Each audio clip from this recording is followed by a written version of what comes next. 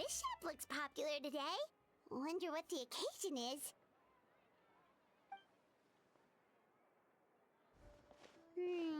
Butterfly Dew Cosmetics now on sale. Huh, looks like it. Oh, Sijwin's here too! Hey there, Sijwin! Hello there, Traveler and Paimon. I hope you're keeping yourselves fit and healthy. You bet we are! So anyway, what are you doing here, Sijwin? The Duke insists I take regular vacations in the court of Fontaine. This one just so happened to coincide with a promotion for a new skincare product, so I came over to take a look. I like to keep up with the latest industry developments when I can, to help me with my magazine articles. Wait, you write? For a magazine? Which one? It's called Beautés en Fleur, and it's run by the Fontaine Beauty Association.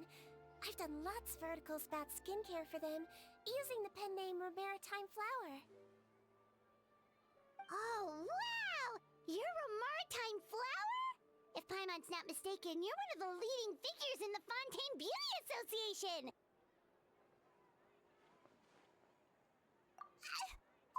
What's so weird about that? Everyone loves beauty! I really like this role. The staff at cosmetic shops are always so polite. And as long as I wear a big smile on my face, I always get the best customer service. Well, they sure don't want to make an enemy of the Maritime Flower. Obviously, it's because of Sijwin's love for beauty. Still a leader of the Beauty Association? That's incredible. The truth is, I study this field because I cherish my own appearance. It has nothing to do with being beautiful or not. Oh, the words of a master beautician defy comprehension! Oh, wait, you're saying that natural beauty is the highest form of beauty, right? Not really. Actually, Melusine aesthetics are very different from human ones. We don't view humans based on their appearance. If I had to describe our approach, I'd say it's based on cuteness.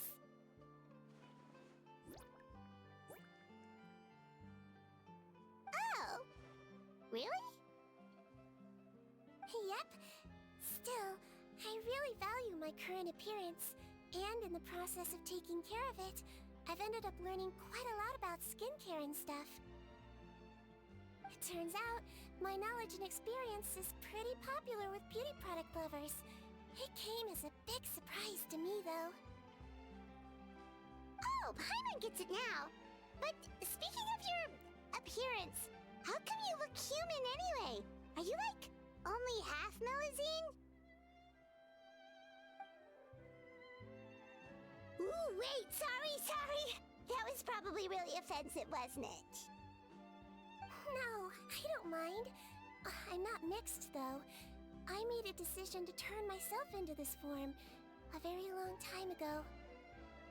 If you're interested, I could tell you the story. A shape-shifting story? Oh, heck yeah, of course we're interested!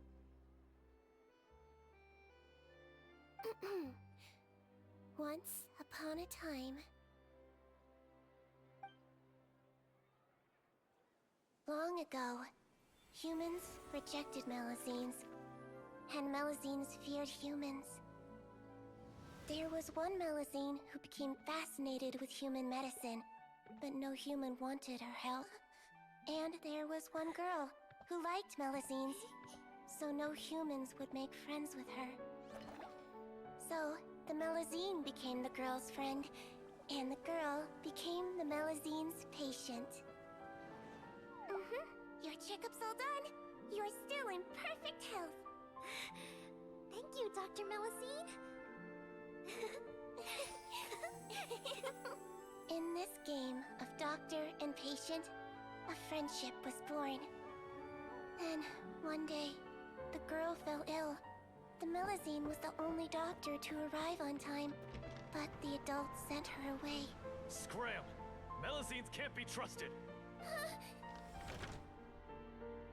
So just because I'm not human, I can't save my best friend? In desperation, the Melusine approached the frightening witch. She begged and begged until she got a reply. If you take this potion, concocted of sin, you will gain a human face and grow human limbs. But then, you will lose everything that attracted this friend of yours to you in the first place. Can you accept that?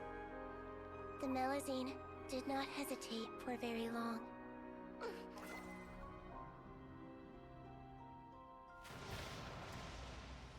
On a rainy night, a little doctor knocked on the girl's door.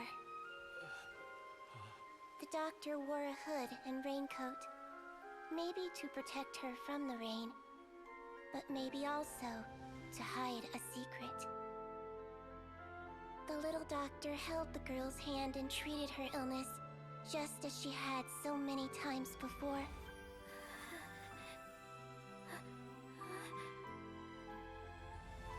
Dawn came, and the little girl's condition improved.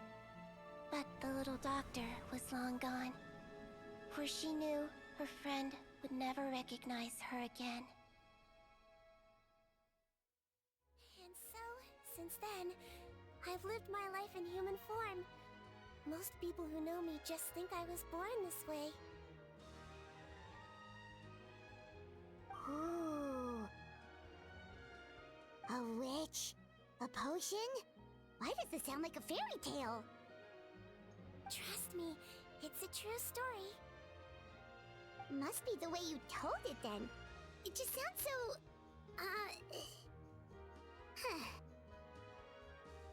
Yeah, not every Melusine would take human form to save their human friend. That must have been a huge decision. Treating patients is a doctor's duty. We must always find a way, even when the going gets tough. Ugh. It's so crazy that they turned you away just because you were a Melusine, especially when their daughter was so sick. Well, sometimes appearance can be a real barrier. But that was a long time ago. I like how I look now anyway. Paimon too! You're super cute this way. Attention customers! Thank you all for waiting. Now, on behalf of our skincare partner, I'm delighted to announce that our exciting new product is now officially on sale! Well, there we go. Let's have a look, shall we? Oh, Paimon, if you want to buy any skincare products, I'll be happy to give you some suggestions. Really? Personal advice right from a leader of the Fontaine Beauty Association? What an honor! Allow me to introduce our newest skin lotion, Butterfly Dew. I'm sure many of you have already read about this product's trials in the newspapers. To say that it improves skin quality is an understatement. This product gets its name from the way it transforms your skin and makes it glow anew, like a butterfly emerging from its chrysalis and spreading its wings for the first time. We are thrilled to have the inventor of this fantastic product with us here today. Please welcome Mr. Rawat, a researcher from the Fontaine Research Institute. Now, without further ado, I'll hand over to Mr. Rawat to tell you all about what Butterfly Dew can do for you. Thank you. Hello everyone, I'm Rawat, and I developed Butterfly Dew. Wow, what a looker. He's a researcher? Wow, he's really challenging the stereotype. It seems that everyone is surprised by my entrance. Or should I say, my appearance. I'm well aware that researchers are generally better known for their brains than their dashing good looks. In that regard, I do believe I break the mold somewhat. Of course, appearance is a skin-deep way of defining a person. And yet one's appearance can be a very real set of shackles, holding a person back in their life. It can rob a young person of their self-confidence when applying for a job, dissuade a young lady from approaching the one she loves, Our actions are at the mercy of our appearance, and we slowly become the very person that the outside world sees us as. But what if I told you that those shackles can be broken? If our appearance prevents us from changing, then let us first change our appearance itself. Wash away moles, birthmarks, and wrinkles, and they can no longer rob us of our confidence. Replace them with luster and radiance, and we shall never again hang our heads in shame. That is why Butterfly Dew exists. Its mission is to allow us to shed our pupae, undergo a complete metamorphosis, and embrace a new life. Well, whether it actually works or not, after that speech, Paimon's already sold! Mr. Rawat, could I ask if you've used this product yourself? Of course, I tried it many times while I was testing it. You can consider me a product ambassador. Wow, then it's sure to work! Still, I don't expect to convince you just by blowing my own trumpet. So, could I get a volunteer from the audience to try it out? Oh, Paimon volunteers!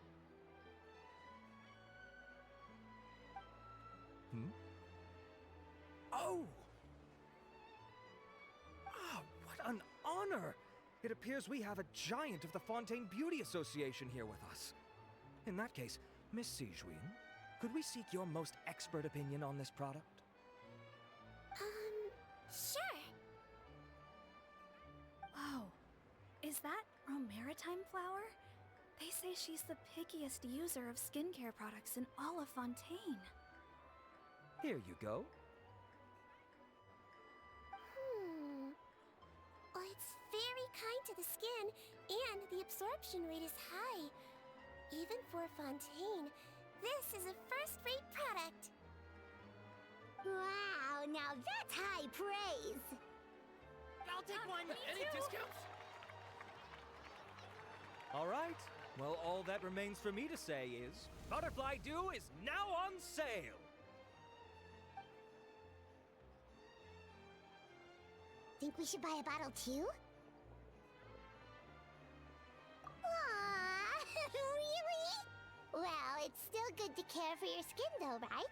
Paimon definitely feels kinda rough from being exposed to the elements all the time. And if you're worried about whether it's the right product for you, well, luckily for us, Sijwin's here, so we can get an expert consultation.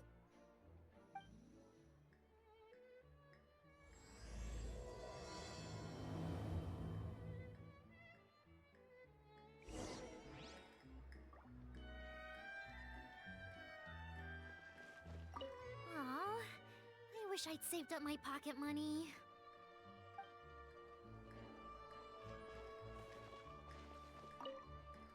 Stocks are running low, so purchase soon to avoid disappointment.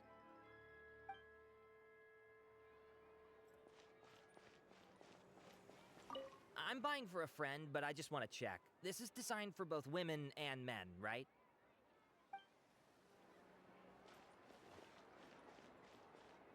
I was looking to switch up my skincare routine anyway. I'm gonna try this out as soon as I get home tonight.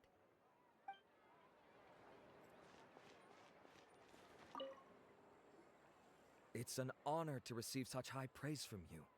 To be honest, I was also hoping you might be able to point out some flaws in the product so I can keep improving it.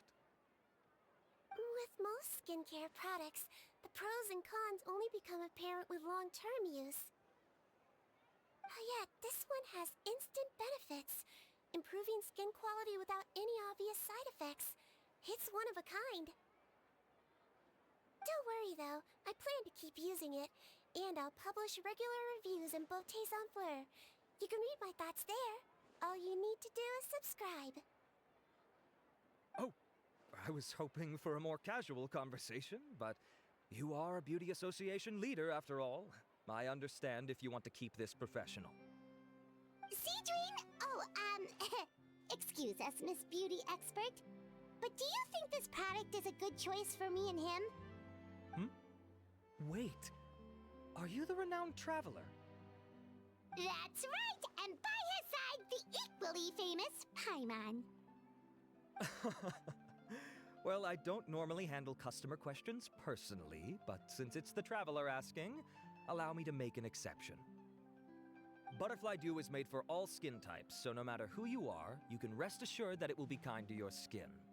If anything, it might be marginally more effective on Fontanian's skin, but other than that, it works the same on everyone. Why would it work better on Fontanians? In the interests of protecting my trade secrets, I'm afraid I can't answer that, Miss Paimon. Alright then. How about a friend discount? Save yourself the trouble.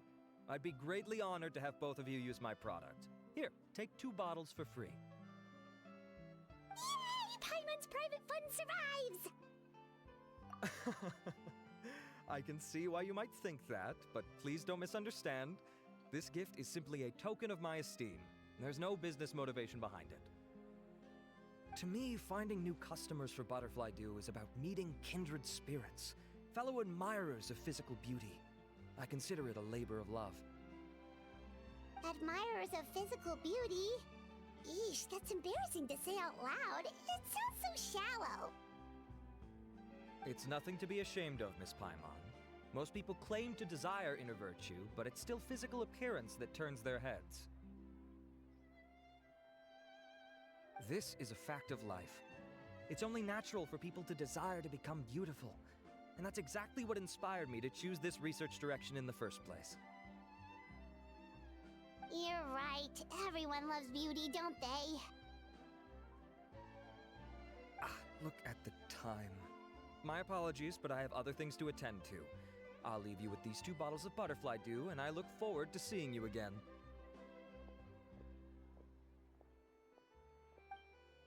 Paimon, I'd say there's no need for you and the Traveler to use this product for now. Why? Is there a problem with it? The quality is fine. I just think there's room for improvement. I think I could add some ingredients to the mix to make it more effective. Really? Then why didn't you tell Rawat about that? Researchers are a very special breed of human. You can point out their flaws to their face and they won't mind very much. But if you tell them that someone else could do a better job, ooh, now that'll make them really upset. If I'd mentioned it, he probably wouldn't have given you those 2 bottles for free. Fair enough, that makes sense. If you're interested in the more effective version, I can write up a list of ingredients for you. Just come get me once you've gathered them. When you say more effective, you mean it'll make Paimon even prettier? Ooh, how can we say no? As for me, it's probably time I got back to the Fortress of Meripede. I mustn't leave the infirmary unattended for too long. Alright, see you there then!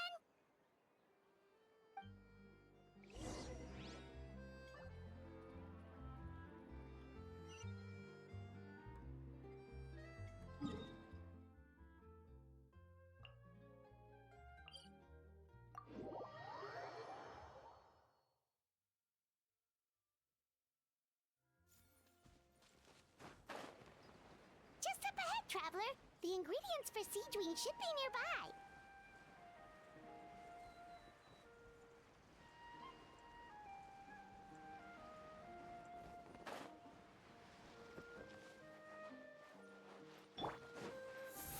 Oh, there is no escape! Watch out! Hey there! A proper send-on from Messina with love.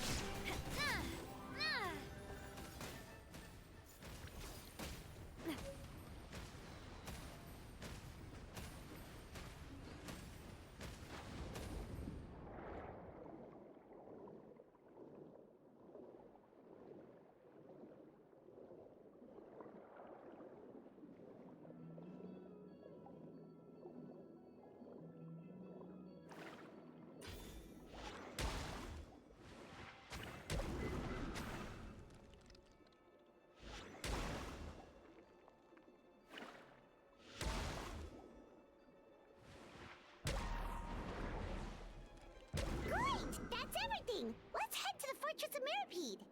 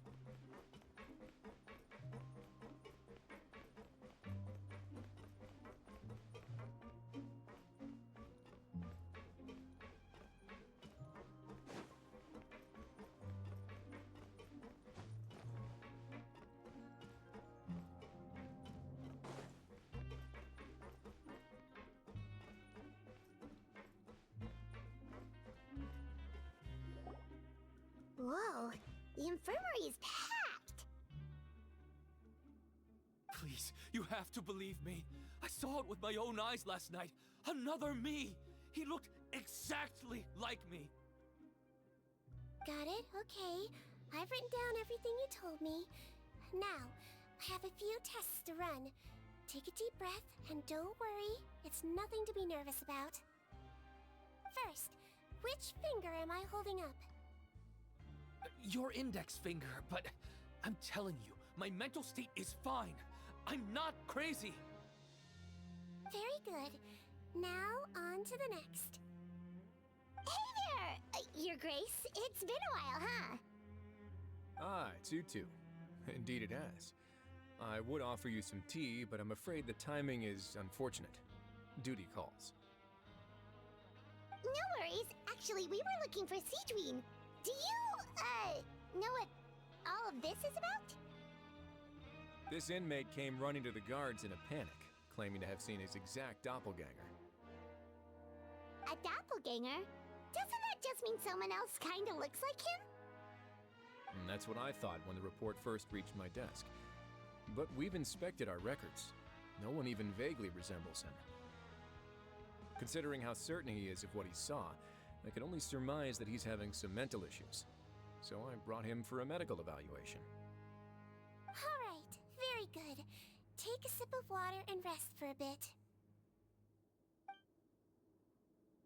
Evaluation complete. I couldn't find any symptoms pointing to a physical condition. I see. So do you still believe there's more likely to be an issue with his mind than his body? I have to assume so for now. Psychological issues are more difficult to detect. At this stage, we can at least confirm that he is in command of his cognitive faculties. The rumor mill will go crazy if word of this gets out. Guards, take him to the ward for a period of observation. The Marechaussee Phantom has requested my cooperation on a case, otherwise I'd deal with this myself. Sorry for the trouble, head nurse, but I'll have to leave this to you. No problem, Your Grace. I'll add him to my observation list. By the way, we have a couple of guests here who've made the trip just to see you. I imagine it must be important. You probably won't need to add them to your observation list, though. Oh, Traveler! Paimon, it's you! Hey there, Sijwin! It's actually not that important, but... I'll be in my office if you desperately need me. Goodbye for now. Okay, bye-bye! So, Sijwin... Would you mind waiting for just a moment? I have another patient to see. Just find an empty bed and take a seat. I won't be long. Oh, sure! Sijwin, we've brought him. And he seems to have taken a turn for the worse again. Okay, don't panic. Let's start by sitting him down here. Paimon had no idea how busy it can get for Sijwin. Maybe now's not the time to ask for her help with skincare. Good point. Besides, it might actually be interesting to observe her at work. Well, this could hurt, so I suggest you take a deep breath first. Did his face melt? What happened to him? It's anyone's guess. His face melted off shortly after arriving at the fortress. But since he's a serious offender, he can't be allowed out for medical treatment. Best we can do for now is ask the head nurse to give him something to manage the symptoms. Oh, this is gonna be awkward. We still need to bring him to the Marechaussee Phantom for questioning. What if he scares them half to death? Will that be our fault? The Marechaussee Phantom? Does this have something to do with the case Risley's dealing with? Yep, it was a huge case. They bagged a few dozen crooks in one fell swoop. And this guy's the baddest apple of the bunch. He harmed countless people. And now, it looks like it's all finally catching up with him. You done gawking? Not yet. I need to check the severity of your ulcers to decide the right dosage. Don't worry. We Melazines have a very different sense of aesthetics from humans. To me, he just looked like a little kitty with slightly scruffy fur, but still just as cute. Don't patronize me. Do I look like a kid to you? Just give me the meds and let me out of here. I already missed my cell. Hey, lose the attitude. You dare talk back to our head nurse like that again, your days are numbered. Oh, it's fine. Okay, I'm going to apply the medication now. Tell me if it hurts, alright? Look how nice Sijwin's being. And he still talks to her like that? What a nasty piece of work. Can I leave now? Wow, not a peep. What a brave little guy. Thank you, Sijwin. And I apologize for the trouble. So, Traveler, Paimon, did you bring the ingredients? We did, but we don't want to interfere or anything. You're busy saving lives here. Oh, don't be silly. I agreed to it, didn't I? Just hand me the ingredients, and I'll make some time to whip it into the improved version for you. Take a rest here if you want. Or, if you're not tired, I hear they're holding a new pancreation tournament in the administration area. Or alternatively, is there anything we could help you with, Sijwin? That's right! Let us help you out! It's the least we could do! Good point. Kind-hearted humans start to develop guilt if they accept free help from others. Don't worry. I'll take a look at my schedule. I'm sure I can find something to treat this condition. I gotta warn you, though, it'll be tiring work. So I suggest you take a break first, then come back and see me when you're ready.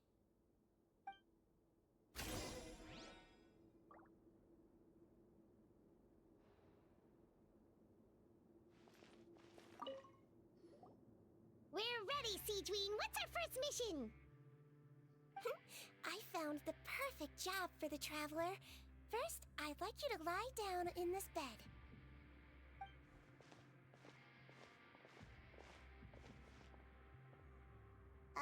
What for? I need you to pretend to be sick. What? Oh, is it that difficult? I thought you did a pretty good job last time. Oh, so you knew. I sure did. He was way more interesting than the usual malingering inmates, and you played along very well, Paimon. I observed you two for quite a while after that. Well, this is awkward. But why do you need us to do it again now? No time to explain. My next patient will be here any second. Oh, please, just do as I say. You can, pretend like you've got a nasty headache, and throw in some dry heaving for good measure. Okay.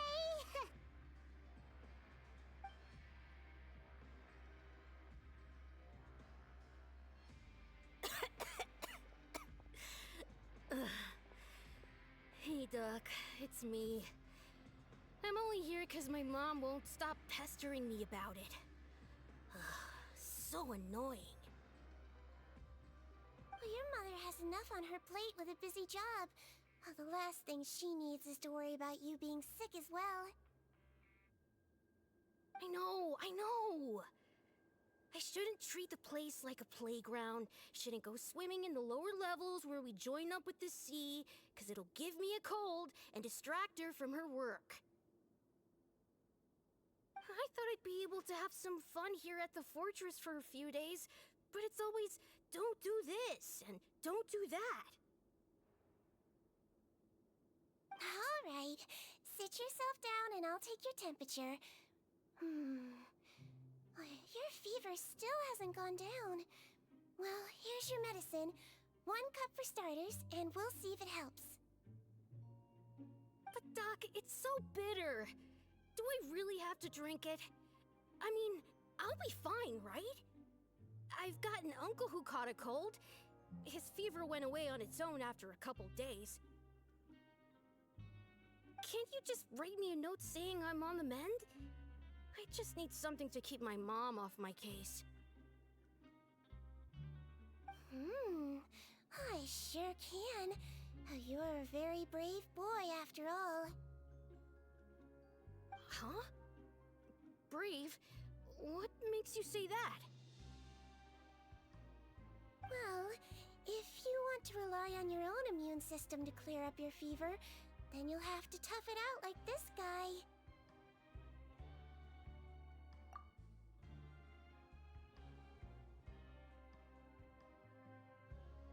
Hang in there, traveler! Are you gonna puke? Paimon can get you a paper bag! Huh?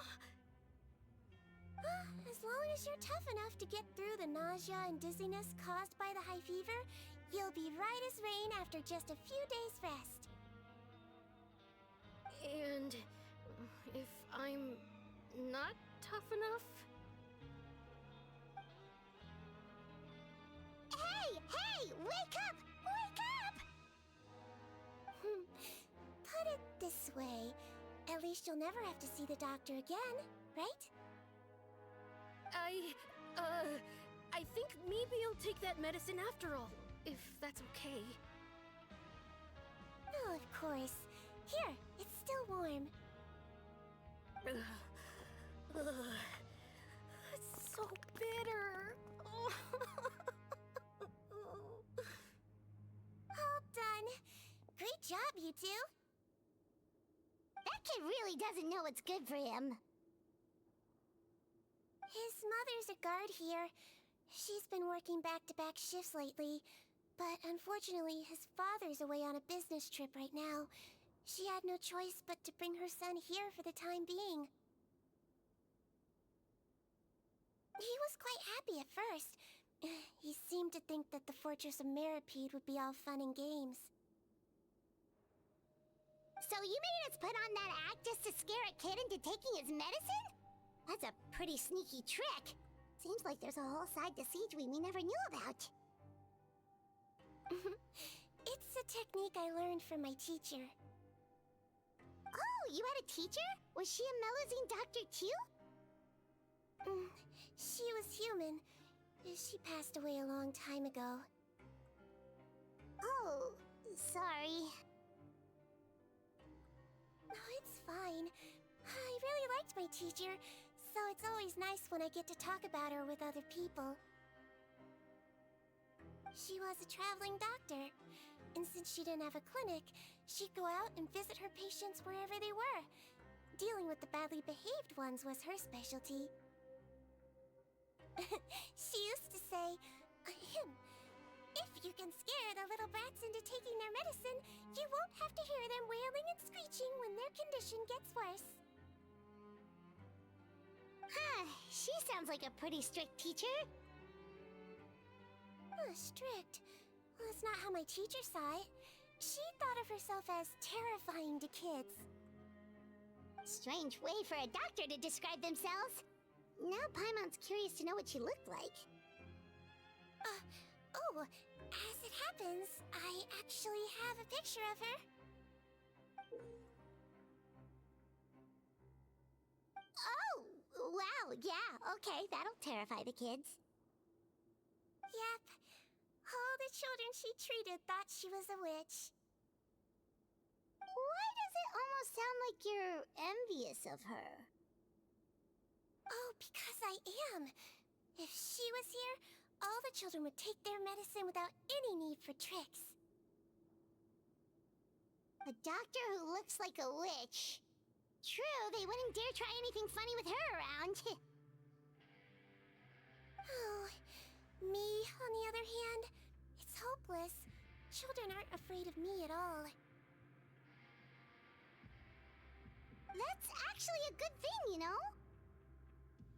Oh, my next patient should be arriving now. Would you mind lending me a hand again? Sure thing! On to the next mission!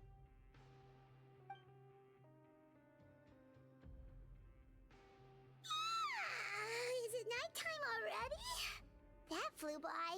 You really have a busy job, Sijwin.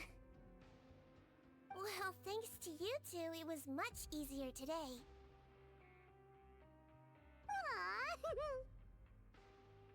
Should we get some rest? It's getting pretty late. Oh, there is one last thing. I have to keep it confidential, so I usually leave it till after everyone's clocked out. Confidential? Are you sure you can tell us? Well, it's fine. You're not living here anymore, so it's okay if you know. All it is I have to prepare some ingredients to make healthy meals with. Wait, you mean those healthy meals? My patients refuse to eat any healthy meals I prepare in front of them, so I have to prep the ingredients in secret, then let the chef at the coupon cafeteria handle the rest. Considering even the chef's version makes people uneasy, it really makes you wonder what's in it. You want to find out? I can teach you how to make it. That way, if you ever suffer from exhaustion on your future travels, you can prepare a healthy meal for yourself. It's really good for you, you know. Sure? Guess we can help out one more time.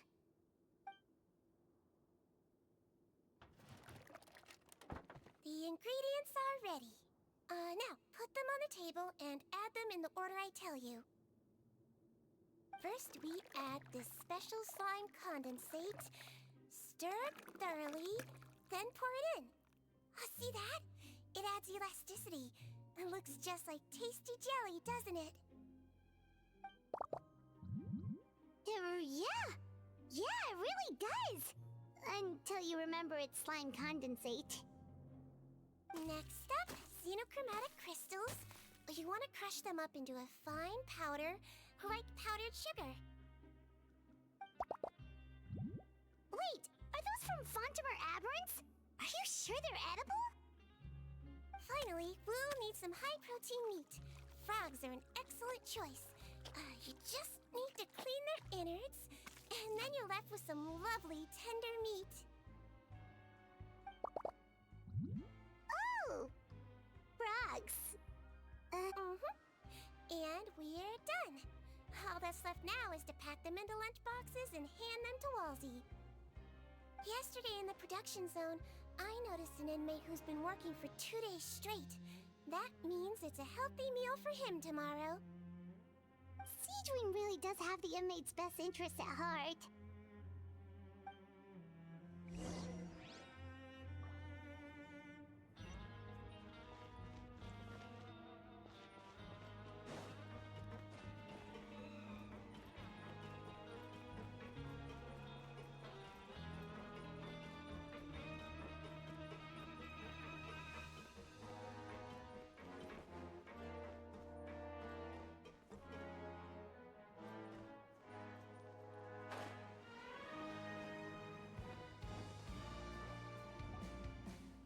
Head nurse. Got some extras for me? Just the one today. The serial number's on the lid. Sounds good. I'll make sure it gets delivered. Sounds like they're talking in code. Thanks for your help. Oh, it's no trouble at all. I only wish I could do more. You work so hard for all our sakes. I'd happily lose a little sleep if it meant helping you out. That won't do. If you reduce your sleeping hours any further, your health will start to suffer. All right. Nurse's orders. I'll do as I'm told. But you take care of yourself too.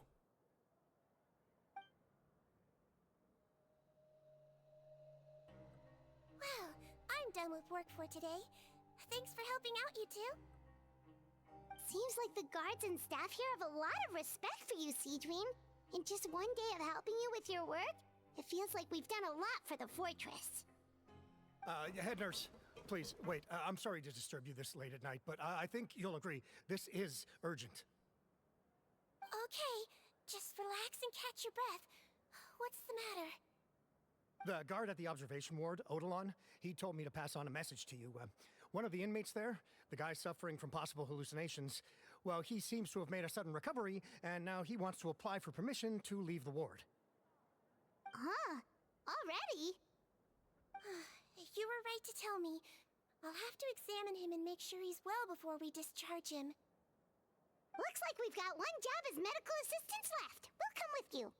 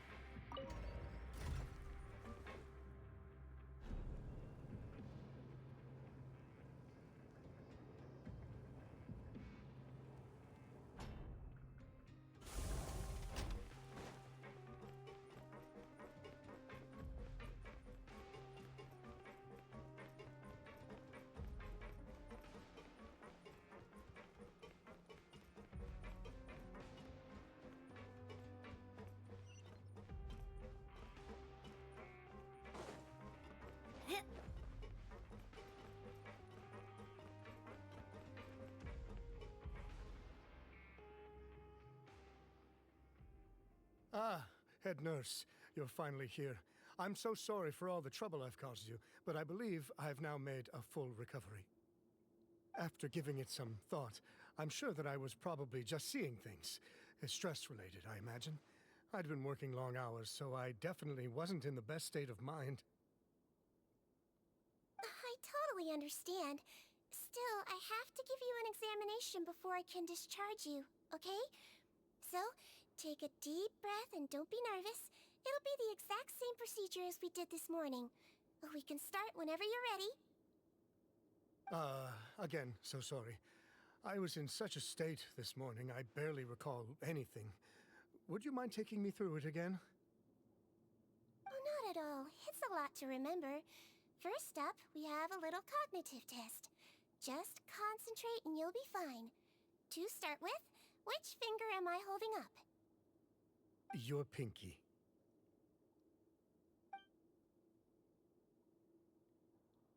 Alright, all indicators seem normal.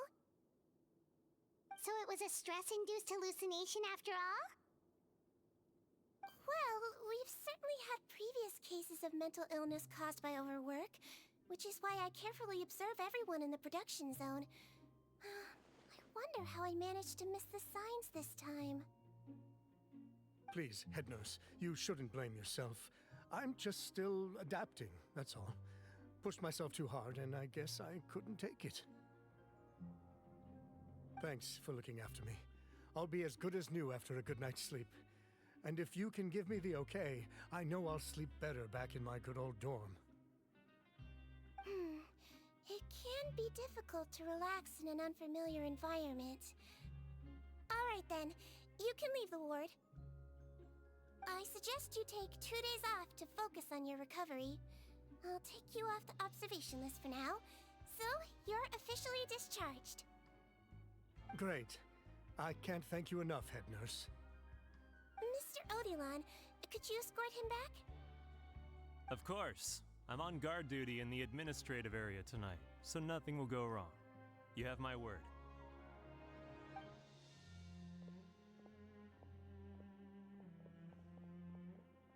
Guess you're finally done for the day now, huh? Yep. But I still haven't gotten around to making that improved lotion for you yet. Oh, no rush! Seriously, it's super late now. You should go get some rest too. Well, tomorrow it is then. Good night, Traveler. Good night, Paimon. Hope you sleep well. Oh, don't you worry. We will. After a productive day of work, we're both gonna sleep like a log. Yeah, sleep tight, Sijwin. See you tomorrow.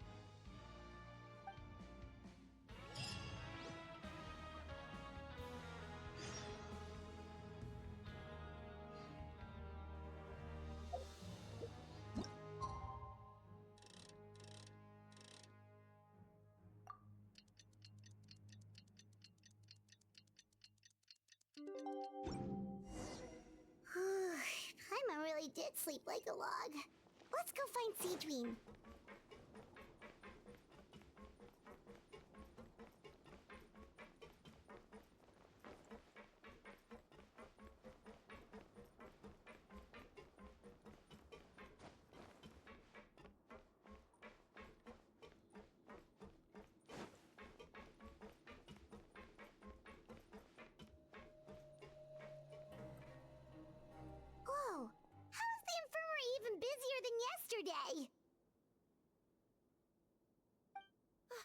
Good morning, Traveler and Paimon.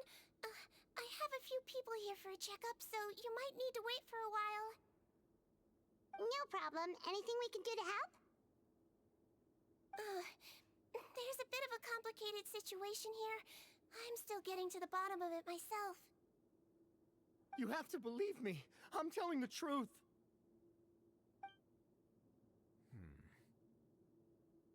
You're in a medical facility. Keep it down. Please, listen to me. I'm not Gascon. I'm Uy. You're a horrible liar, you know that? We get all your mugshots with the arrest warrants. It's clear as day that you're Gascon. You mean because of the way I look? I don't know what happened. I just woke up like this. Then you guys dragged me in here for an interrogation. I brought you here to figure out what's going on. If you truly are the victim of an injustice, yelling isn't going to achieve anything. At most, it'll delay your vindication. All right. I get it. This is nuts.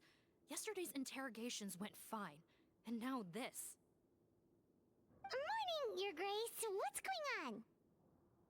Remember the case I mentioned yesterday? The one brought to me by the Marechaussee Phantom? Well, we've been questioning the inmates involved this morning. Every single one of them is claiming mistaken identity. Huh. That's even weirder than what that guy was saying yesterday. The thing is, none of them have been able to provide any evidence whatsoever to support their claims. Questioning them further got us nowhere, so for now, we've brought them to the infirmary. And we thought yesterday was as busy as it got for Sijwin. We've compiled their statements. Have a look. Perhaps there's something we missed.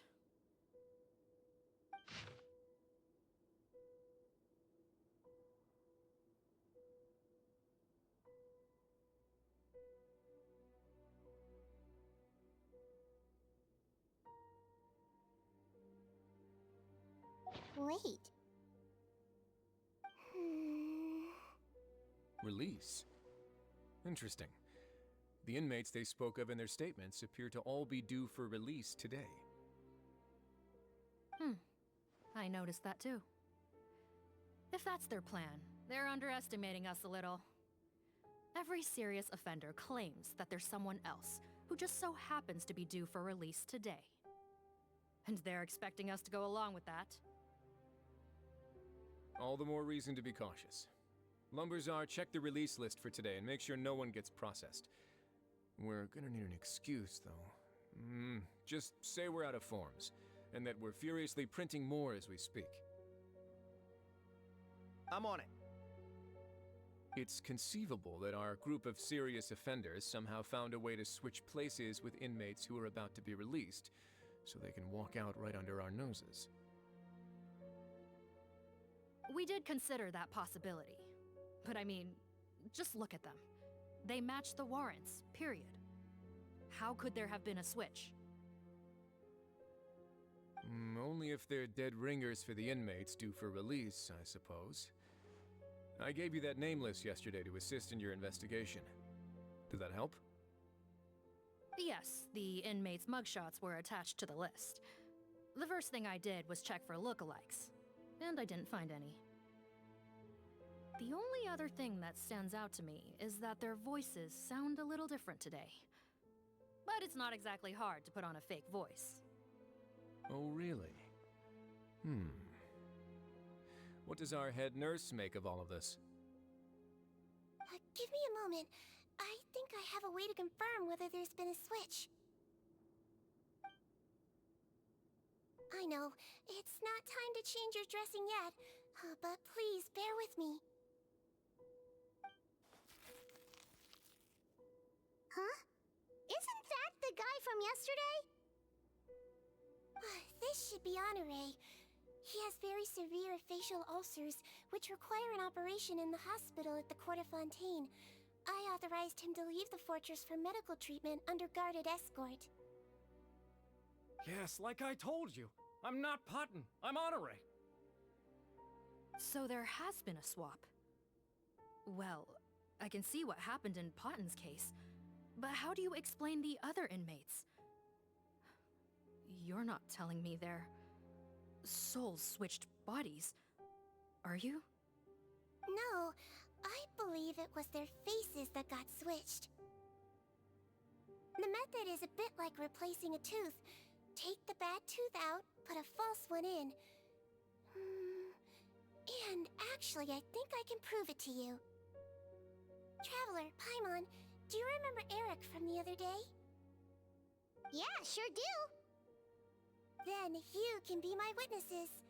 To start with, please fetch the inmate who claims to be Eric.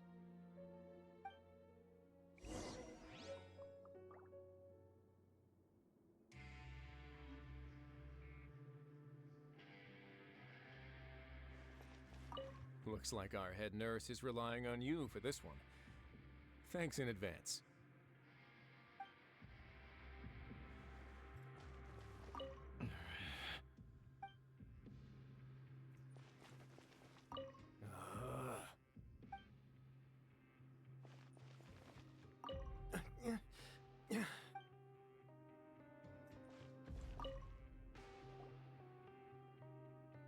So, you're Eric?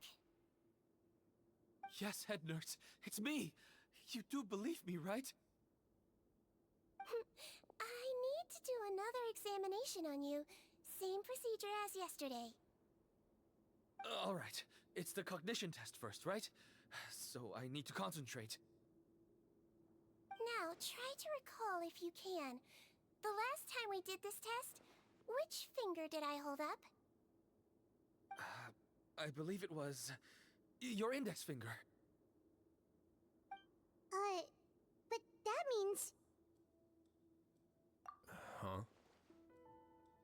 So, basically, last night, the Eric who said he saw another him suddenly recovered and applied to leave the observation ward. Sijwin did another test before letting him leave, but that time, she held up her pinky finger. Huh? I don't know about any test last night. There was nothing to do in the observation ward, so I went straight to bed. Then I somehow woke up in a high-security cell. Well, in that case, there is a reasonable explanation for the strange events of the past 2 days. So, what exactly happened? The gang of serious offenders wanted to break out of prison, so they identified a group of scapegoats, namely inmates whose terms were almost up, and planned to switch appearances with them. Last night, when Odilon was on duty, they ambushed him and had one of their group switch appearances with him using their face-swapping method. That allowed them to avoid scrutiny from the other guards. Then, once all the other inmates were asleep, Odilon spent his night shift carrying out the remainder of their switcheroo plan. However, they made one mistake. Henri changed his appearance to match Eric's earlier than he should have done, and ended up being spotted by the real Eric. Real Eric came to the guards for help, but we didn't know then what we know now, so we put it down to hallucination and sent him to the observation ward. However, since one of the gang members was posing as a guard, they simply changed real Eric's appearance and had their Eric take his place, muddying the waters even further. Right, because I put Eric on the observation list by then, and no inmates on that list can be processed for departure until I've discharged them. Hence why the imposters had to pull that little stunt to get fake Eric off the list. Yeah, it all makes sense now! The Duke cracked the case! Well, I can't fault the reasoning.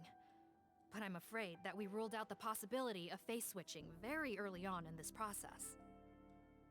Criminals altering their facial appearance to commit crimes is nothing new. In fact, one of the explicit duties of the Malazines in the Marachose Phantom is to identify criminals in disguise. We carefully examined all the suspects, and there is no evidence that any means of disguise were used in this case. Huh. Well then, how do we explain all this? So far, it seems more likely that the gang stole documentation belonging to the inmates due for release, and are using that to commit identity fraud. Actually, there is a potion that can completely change someone's appearance. If they use that, even a Melazine wouldn't be able to detect it. A shape-shifting potion? Forgive me, head nurse, but this is the first time I'm hearing about it.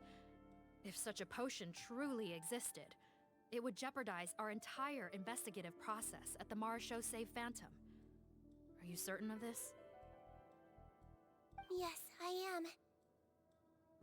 But... Please, trust me in my professional opinion as an experienced clinician. At the same time, without any solid evidence, it's pure speculation. If we can round up all the inmates suspected of switching places, then have a little talk with both sides, we might just get our answer. Yep, let's do that. Okay. Well, it was our negligence that meant we had to come and conduct these post-internment interrogations. And I know it's put you out. We'll do it your way. Your Grace, bad news. I paused the releases like you asked, but we were too late. A bunch of people already got processed 2 hours ago.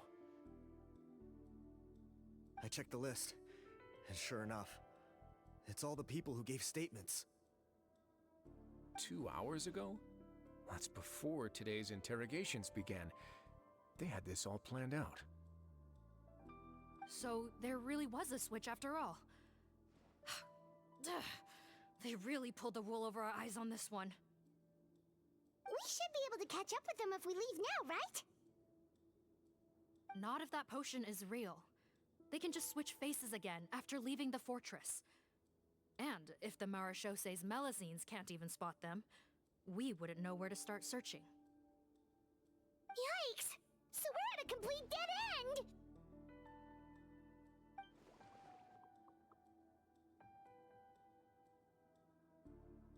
Well, technically there is one more lead we could follow up on. We were only able to arrest this gang thanks to the help of a researcher from the Fontaine Research Institute. I believe his name is Rawat. Oh? Rawat? Isn't that the handsome guy we met at that skincare promotion? Handsome? Maybe from a human point of view. I just remember that he specialized in potions. One of the crimes this gang is charged with is the manufacture and sale of illicit drugs. According to Mr. Rawat, they appear to have stolen technology he developed through his research and used it in their operation. At first, he thought it was a typical case of intellectual property infringement, and he tried to negotiate with them. But once he discovered their criminal operation, he reported them to the authorities. Thanks to his report, we were able to swoop in and arrest them all in one go. What a hero! Bet that took courage on his part. No doubt. This is worth following up on. As the one who snitched on them, it's highly likely that Rawat will be targeted by the escapees. That aside, since he's negotiated with them in person before, there's a chance he'll have some additional information for us. Understood, Your Grace. My team and I will head to the Fontaine Research Institute right away.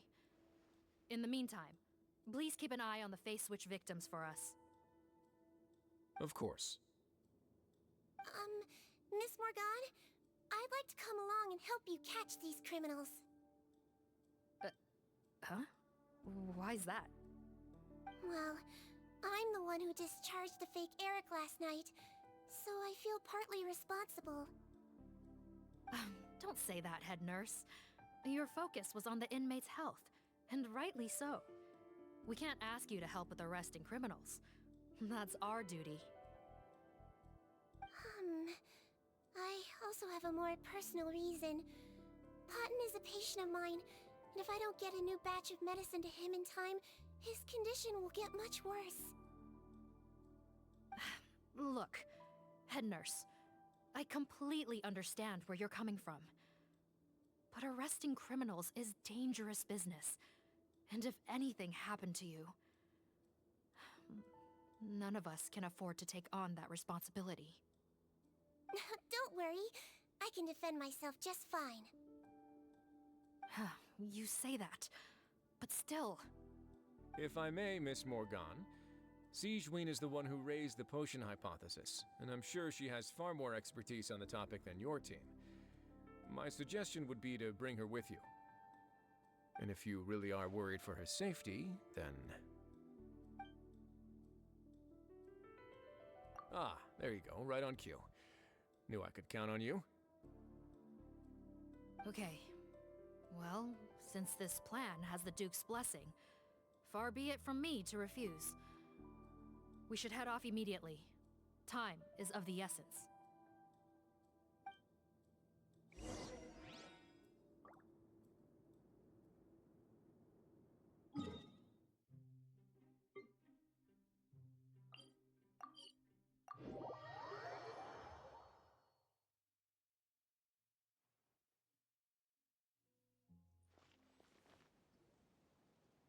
Greetings. Sorry to impose, but I'm afraid we're here on urgent business, and we're gonna need you to cooperate. The Marechaussee Phantom. Let me guess, you're investigating some more illegal research? Not this time, no. We're looking for a researcher. Do you know where we might find Mr. Rawat? Rawat. Oh yeah, Mr. Handsome, right? He actually doesn't work on site here very often. There's a handful of researchers in the nearby area who know him pretty well, though. You can see what they know. Just a handful? Paimon figured he'd be the most popular guy around. Well, I guess you could say he's popular, at least on a superficial level. He's blessed with good looks, so he tends to make a good first impression on people. But in all his time here at the Fontaine Research Institute, I don't think he's ever had a single deep conversation about his research with his peers. That's no way to make real friends around here.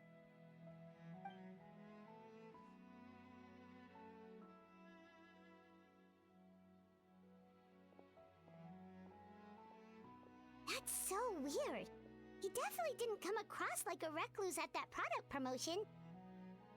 Oh, I don't find that weird at all. He definitely didn't strike me as the kind of guy who's, good at making friends. Really? Paimon couldn't tell. Must be a Melusine perception thing. Okay, we should talk with his acquaintances. But we also need to check the Research Institute for any clues. Let's split up. It'll save us some time. Sure thing. We'll go ask around among the other researchers with Sijwin. Paimon's suddenly kinda curious to know what everyone really thinks of him.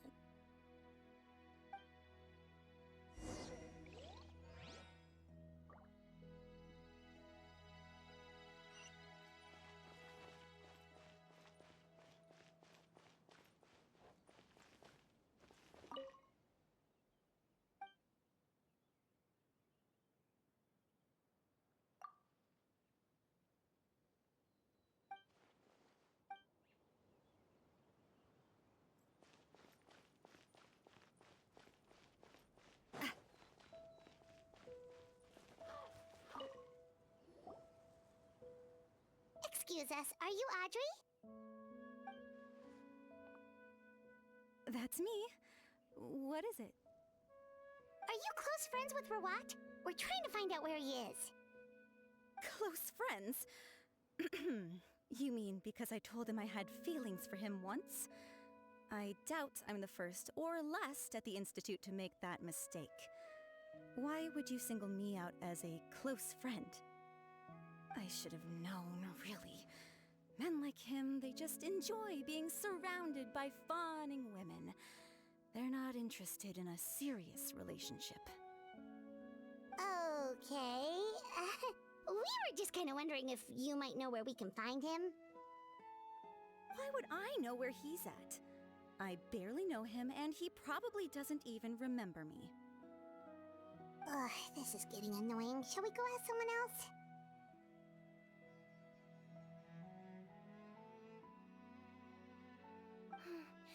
I think she knows Rawat better than she cares to admit.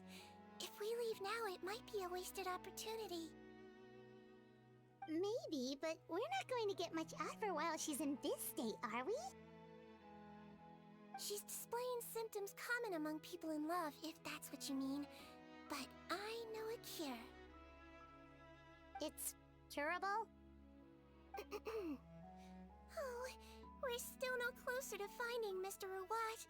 Oh, by this point, he could be in grave danger. Danger? Wait, why are you looking for him again?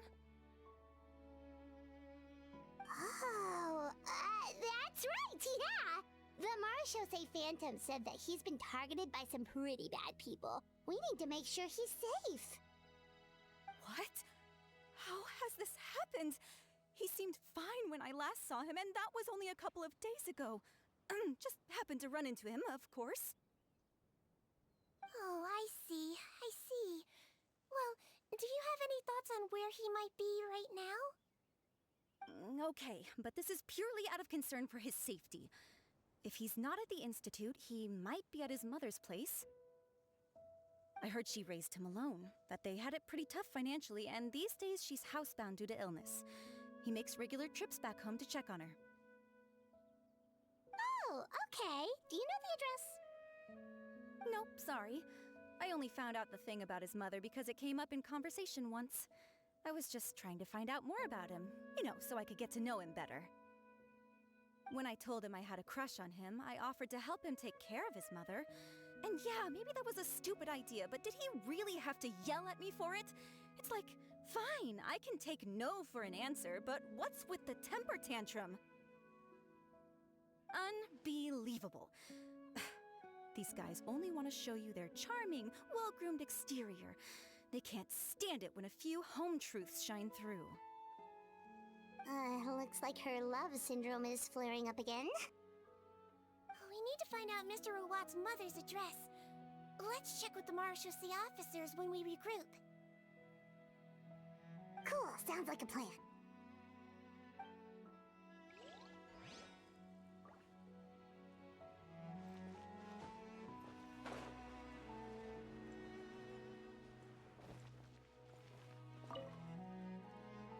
Hey there, are you in Teep? What do you want? We're here to ask about Rawat. Any idea where he might be? We were told you were pretty close with him. Close? Not sure that's the word I'd use. He wouldn't even let me use his patent. Huh? It's been a good few days since I last saw him. I don't know where he's at. Go ask someone else. Would the patent in question happen to be related to the new skincare product he developed? Yeah, kinda. Butterfly do, or whatever he calls it. I heard he made a tidy sum off of that one. Okay, now we're getting somewhere. Keep going. Most of the other researchers here focus on mechanics, energy, stuff like that. I get why he wouldn't be interested in having anything to do with them. But I'm studying coatings. There's a huge overlap in our areas of research. Why would he refuse to work with me? I bought his product once, and noticed it contains a unique substance that might have applications in coatings, too. If it worked out, I could probably make as much as he's making. Don't get me wrong, I had no intention of plagiarizing his work. I was hoping to get official permission to use his findings in my own research. Followed the proper procedure. It was all above board. I would have had to pay him a license fee and everything. But despite that, he turned me down not once, not twice, but 3 times. It's like he's vehemently opposed to the idea of anyone else making the kind of money he does. Huh, so is Rawat antisocial, or is this guy just jealous? Well, it doesn't look like we're gonna get any info about Rawat's whereabouts from him. Let's go! Wait, 1 second. Mr. Antibes, next time you go shopping, you should buy some Buell fruits. Peel the skin, steep in water, then drink. It'll help calm your mood. Huh? Yeah. Thanks.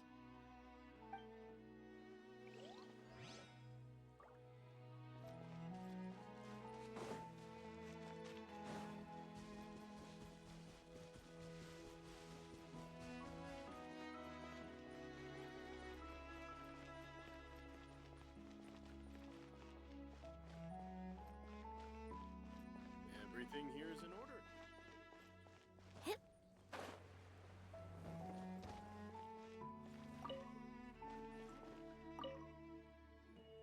Sorry to bother you, sir, but are you Bertram? Who's asking? Just some concerned citizens helping out the Marashose Phantom with an investigation. We'd like to ask you about Rawat's whereabouts, if that's okay. We're told the two of you are pretty close.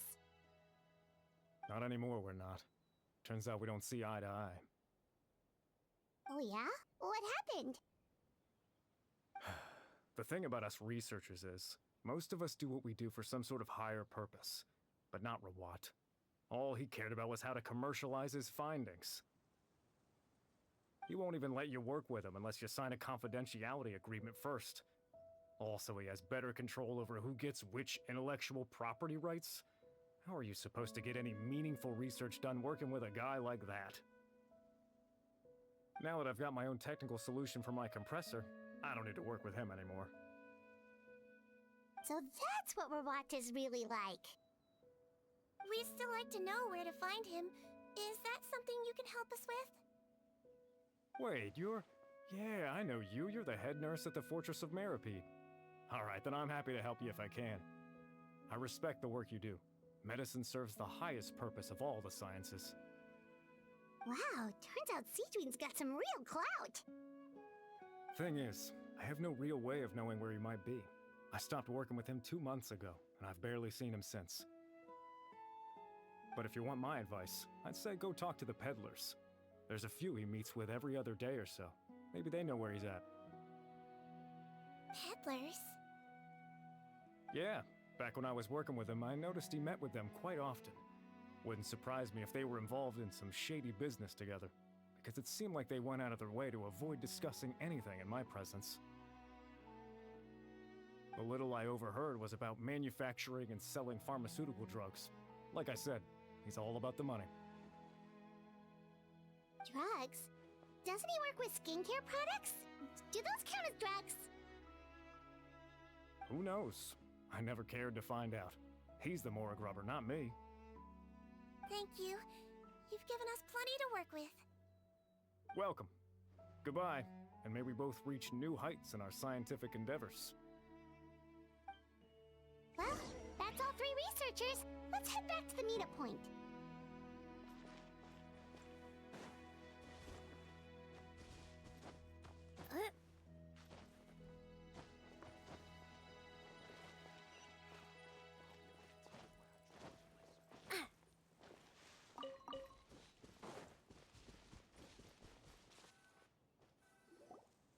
You know, Paimon started out thinking Rawat was a handsome researcher with a friendly and cheerful personality.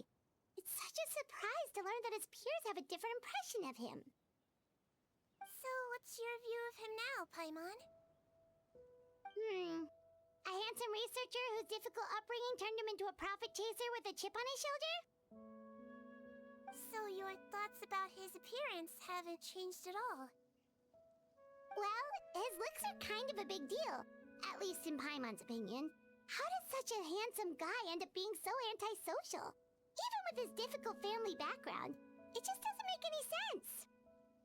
You can't judge a person solely based on their appearance. Head nurse. Traveler. I assume you've spoken with the researchers. What did you find out?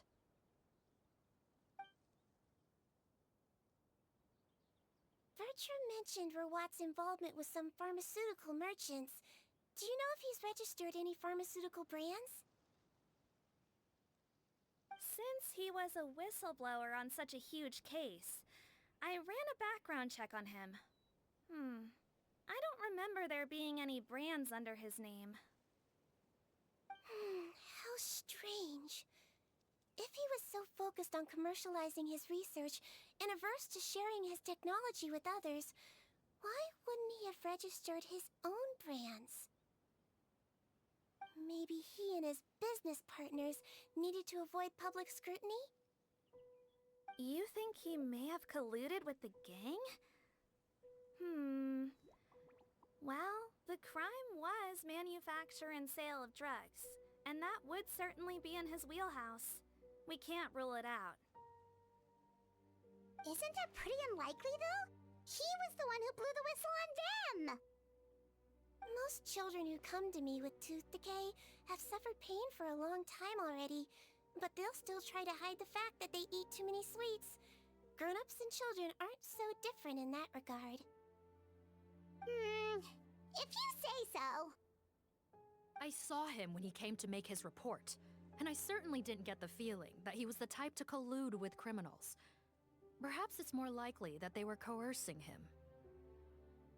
You mentioned that he comes from a poor family. So, it's possible that the criminals approached him asking for academic support, luring him in with the promise of riches. By the time he discovered who they really were, he was in too deep. They had leverage on him, so he was forced to keep working for them. I've seen it happen many times before. That does make a lot of sense. It would definitely explain why he was so unwilling to cooperate with his fellow researchers. No wonder he's so unsociable. He must be on edge all the time with a gang of crooks breathing down his neck. In that case, the situation could be worse than we thought. If Rawat was working with the escaped inmates, they're sure to know more about his whereabouts than us. Oh, there's a good chance they'll get to him before we do. Based on the information we've gathered so far, he was last seen 2 days ago. If no one's seen him since, maybe we're too late. 2 days ago? So he went missing right after that product promotion. That was the same day he reported the criminals, too. Not a good sign. Don't worry, everyone. I believe we still have a chance. Since he disappeared right after blowing the whistle, it's likely that he's gone into hiding. Yeah, he must have been worried that they'd come for him. All the more reason to find him as soon as possible. The only lead we have at the moment is his mother's house, which you mentioned earlier. Seath, think you can find the place? Yep. When you register a brand, the Court of Fontaine requires you to provide a legal address. The one Rawat wrote down was in the outskirts of the city. That should be the place. Okay, then there's no time to lose. Let's move.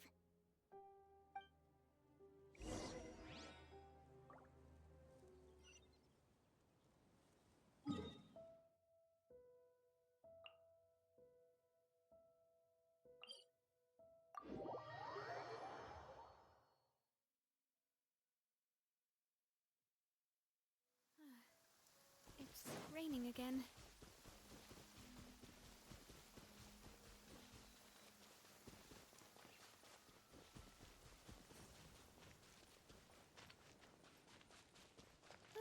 Finally, the rain has stopped.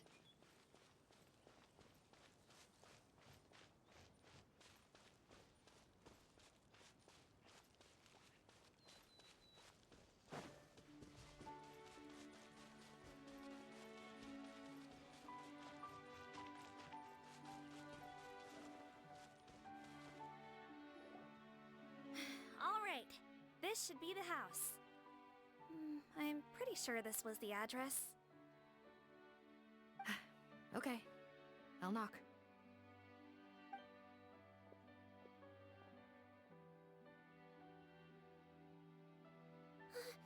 Sounds like whoever's inside has restricted mobility. Oh, it seems serious. Oh, what's the fastest way to get this door open?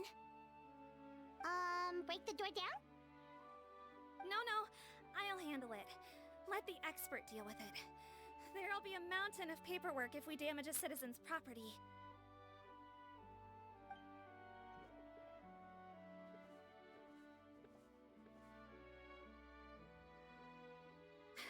Calm down. Deep breaths. Remember your training. Control your strength. And... it's open! Seath, take a few people and lie in wait. Keep your eyes peeled for any activity around the house. The Traveler, head nurse, and I will go inside.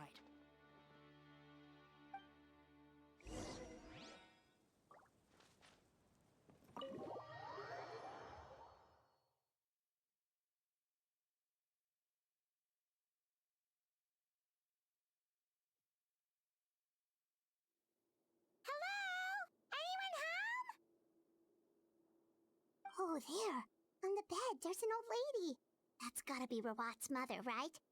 She doesn't look like she's in any state to be answering our questions, though.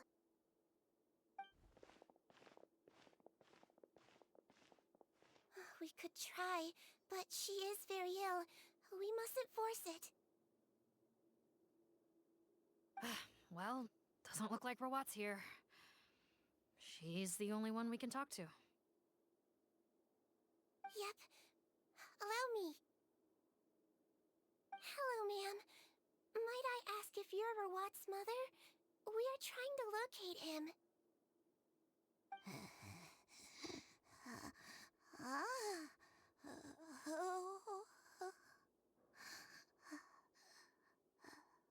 Hard of hearing, perhaps.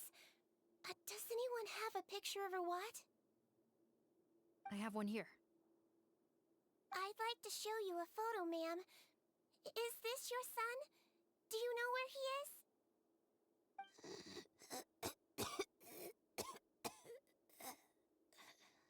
Looks like this isn't gonna work after all. Well, looks like we're out of leads. If Rawat's not here, things are looking very bad for him. Is it possible he could have avoided returning here because he knew he'd be in danger? Maybe. But if so, where do we look next? Maybe we should take another look at the Institute. Guess so. I suggest we all return there now. We found a good amount of useful information the first time, but perhaps there's something we missed. This is our last hope. Sorry, officer, but could I stay here for a while? This patient requires some care. Of course.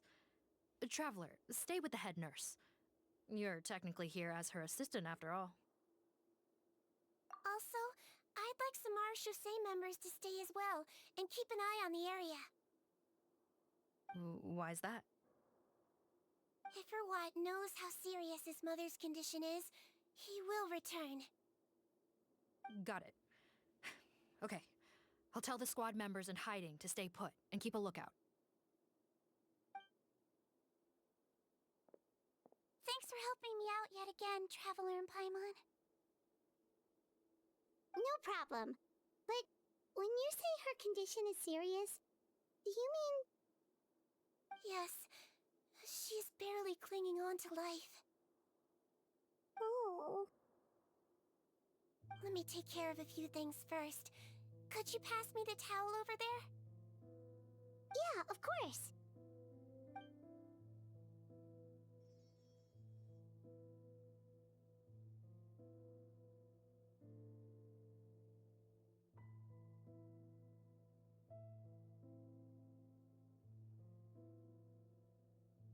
I can tell that her family has tried a lot of different treatment methods, including some very expensive medicines.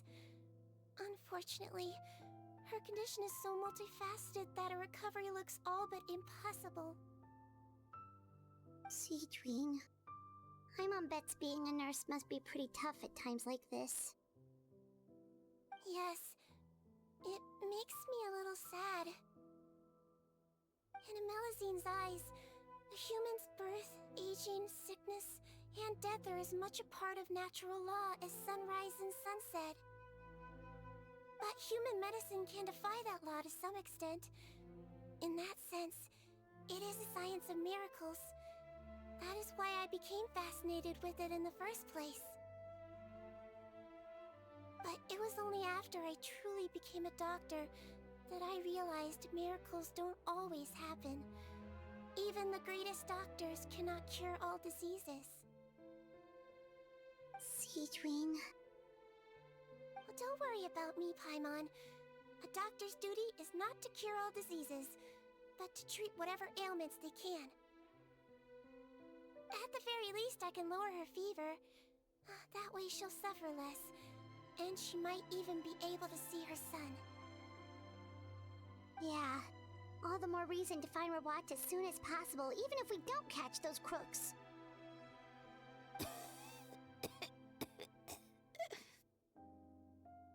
Her fever's getting worse. Could I get some hot water? Sure, we're on the case.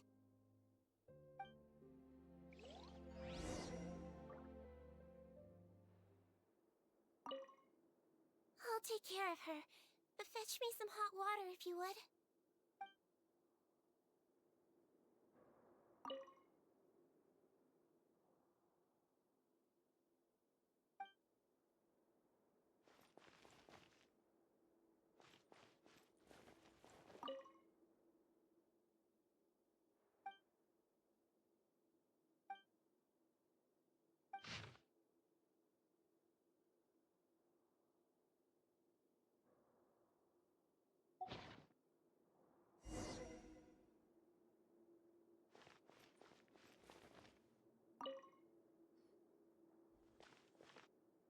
Found the hot water? Sure did. And look what else we found. Judging by this journal, it seems like Rawat has a private lab. There's a good chance he could be there right now. We gotta go tell Officer Morgan right away. Oh, that's great news. But hold on just a moment. The wet towel is ready. I'm giving you another injection. Are you feeling better now?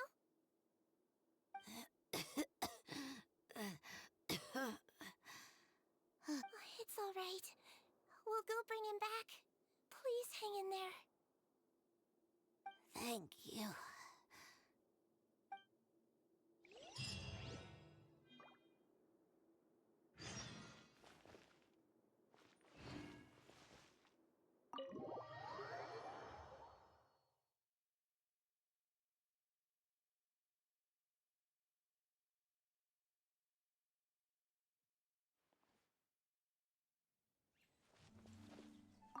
No, don't look this way.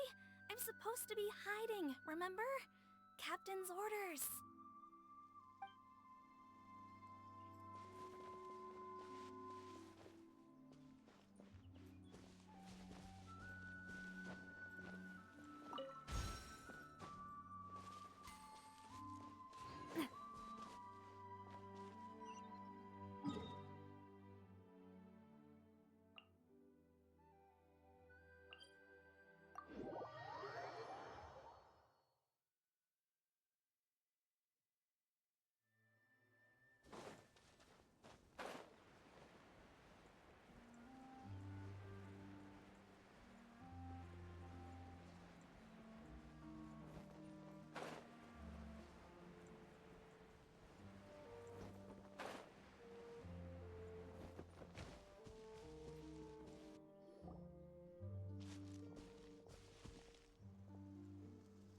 It's Officer Morgan! They're already here!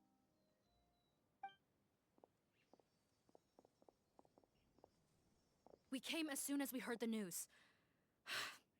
I can't believe we were so careless. The most crucial information of all was hiding right there, in that room.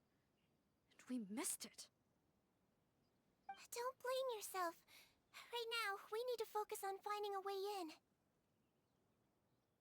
There's a mechanical door over here! Hopefully the instructions in Rawat's journal will help us open it.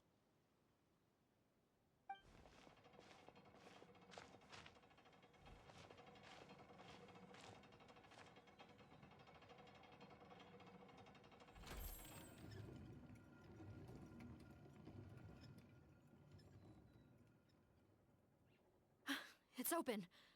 Let's go in.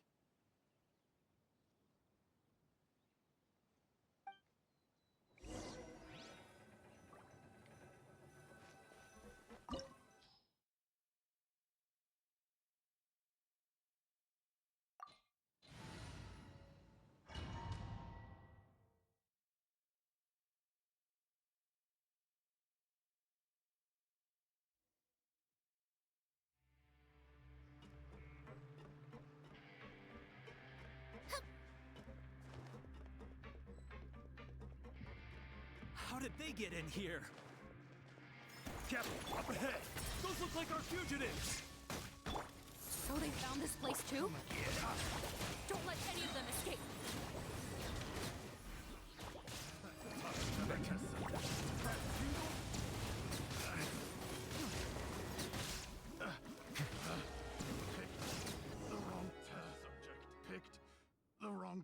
subject.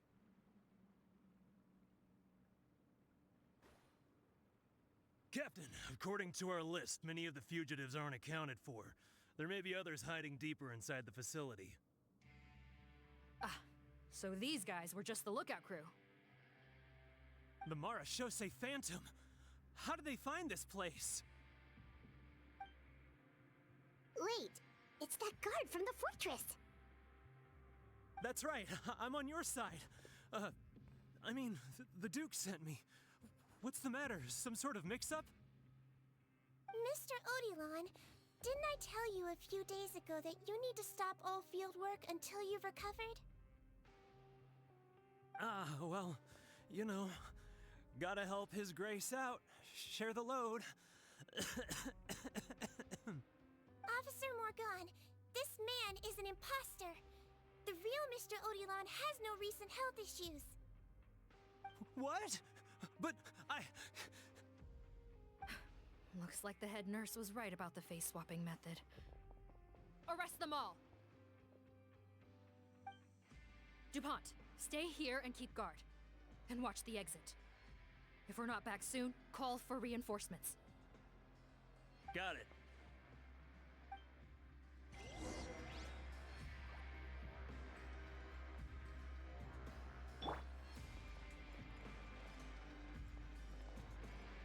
Don't worry, I got this covered.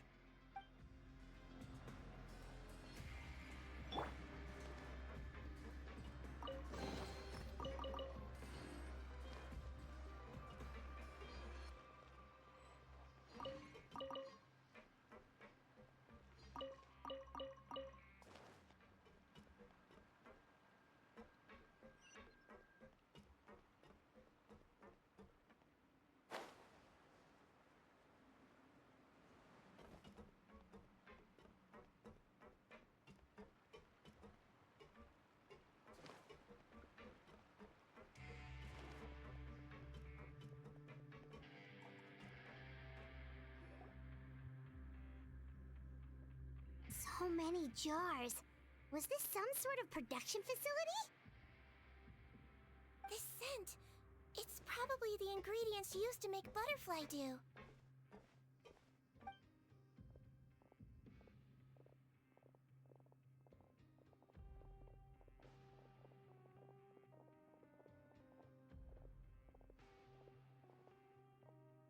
How come they're all empty?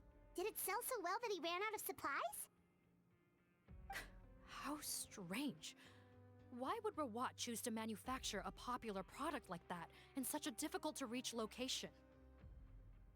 Given our suspicion that he may have been coerced into the illegal drug trade, I would have thought that any production facility we find here would be used for illicit purposes. Perhaps butterfly dew is itself an illegal drug. Do you have any evidence for that claim? No, just a guess. We need to find Rawat as soon as possible. He has all the answers we need. Understood. Well, let's not linger here. Let's go. Come on.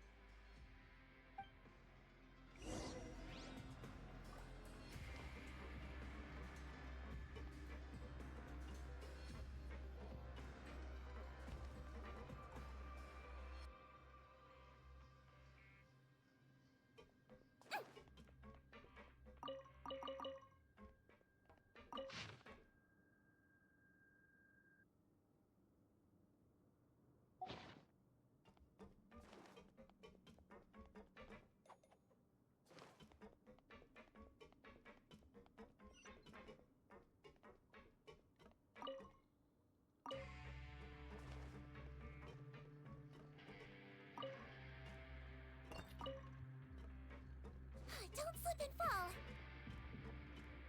Doesn't look like we're gonna get this door open. Let's find another way around.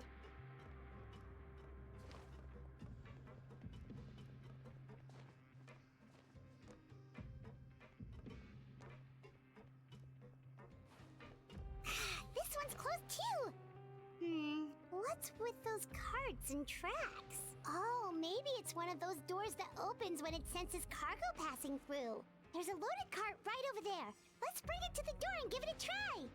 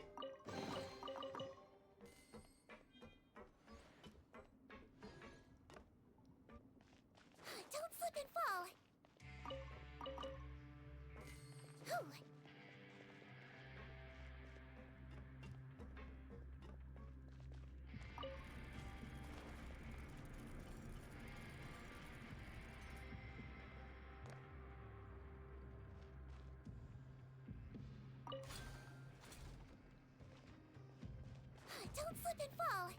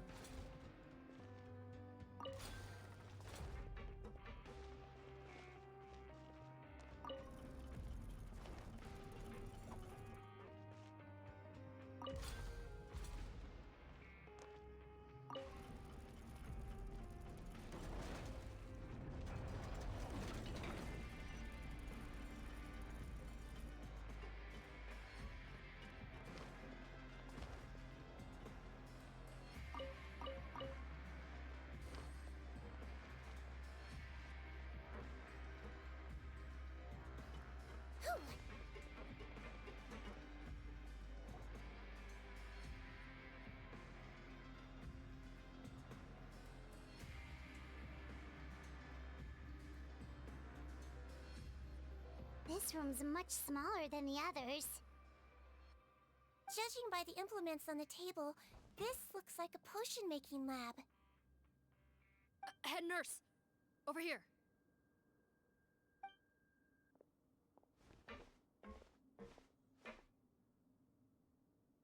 Let's see. Huh? Robot's clothes? Why would he change here?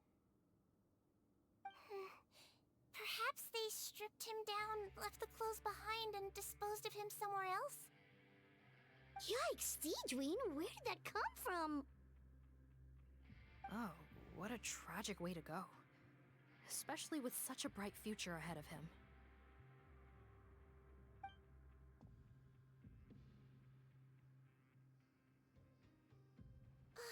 There's a path leading further on, Officer Morgan.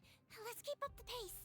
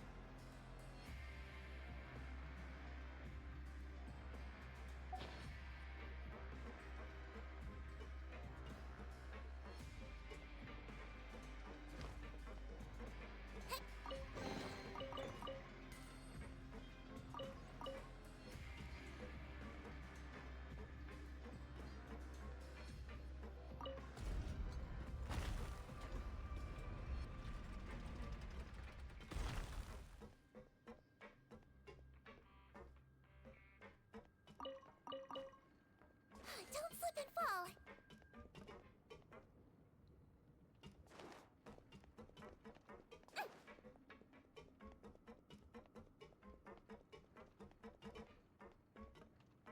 Don't slip and fall!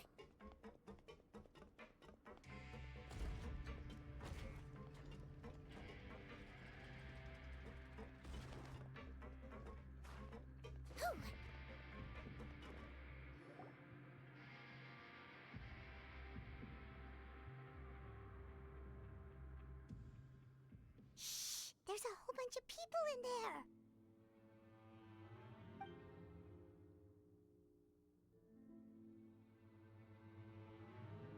Are you serious? You're telling us that within a day, our faces are going to rot like yours? Fontanian physiology changed dramatically after that great flood, and it's not as compatible with this face-changing solution as before. The side effects are as you can see. Why didn't you say anything before we all used it? Look, my plan got you all out of prison, didn't it? You'd have much bigger problems to worry about right now if the Marshal Say Phantom found out about your other crimes. Consider an ugly mug getting off lightly. Ugh. You're just lucky we didn't leave you in there after you disappeared on us with no warning. We only let it slide because we're former partners. And now you have the gall to pull a stunt like this? Partners? Make no mistake, each of us is only looking out for himself. If you place too much trust in others, well, I'm afraid that's your problem. You hid things from me too.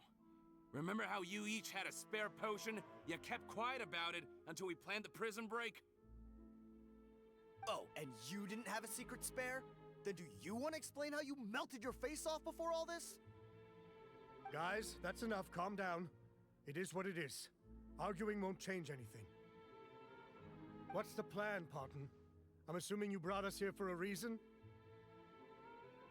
There is no plan.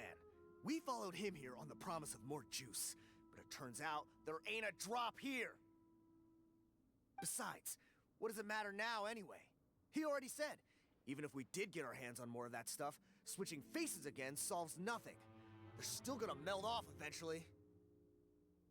I said enough arguing! Potton, tell us the plan.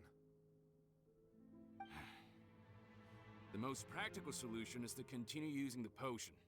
Keep switching to a new face before the ulcers can start forming. Are you kidding me? This stuff was hard enough to get a hold of even when we had a supply. Now you're asking us to use it like skin lotion, after the flood all but wiped the supply out? Well, there is another option. But you'll have to make a deal with me first. Okay, now we're talking. What's the deal? I have a document I took from that researcher that details how to make a replacement. Just give me one bottle of the undiluted fluid, and I'll get to work.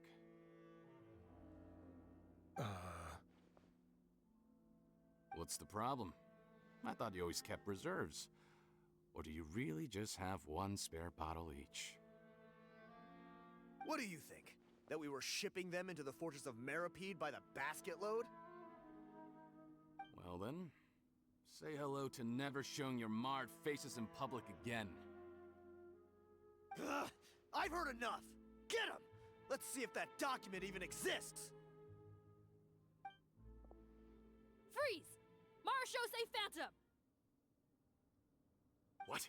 Who let them in? Officer Morgan, before anything else, please find out Rawat's status. Rawat? I don't see him. Hand over the hostage now, if you want any chance of avoiding an extension to your sentences. Spare us your condescending attempts to coax us back to our cells. You think we're looking to negotiate? Rawat is dead. Potton? Arrest them all!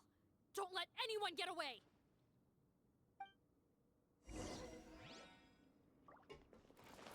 Let's see! Shine down! The night is cold. My guiding stars. Don't be scared.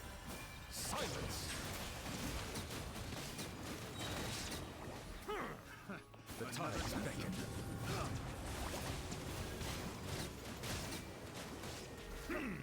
Settle down!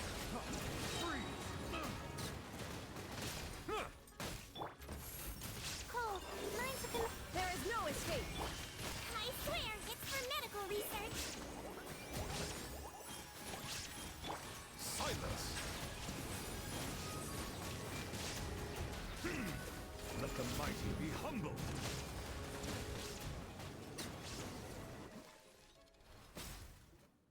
Huh. Gotta say, I never expected to see the head nurse in combat. Some patients respond better to a more aggressive treatment plan. Did we get everyone? Captain, we finished the head count. Potton's missing. Over there! The door's closing!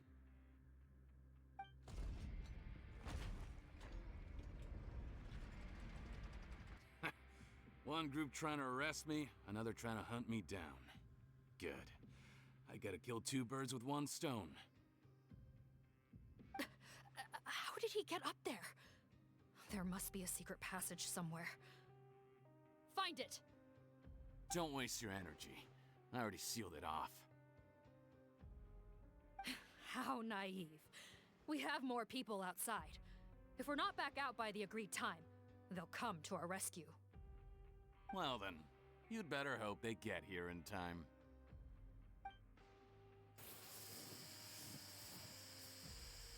There's some kind of gas leaking from the pipes. Be careful, it's poisonous. This is our distribution center, where we store the product derived from our source solution. We had to use special fire prevention methods to prevent contamination. The pipe network here was designed to emit a gas for firefighting. One little modification later, and it makes an efficient death trap. Why would you do this? Your partners are here too. Oh, please. If they can't supply what I need, they're of no further use to me.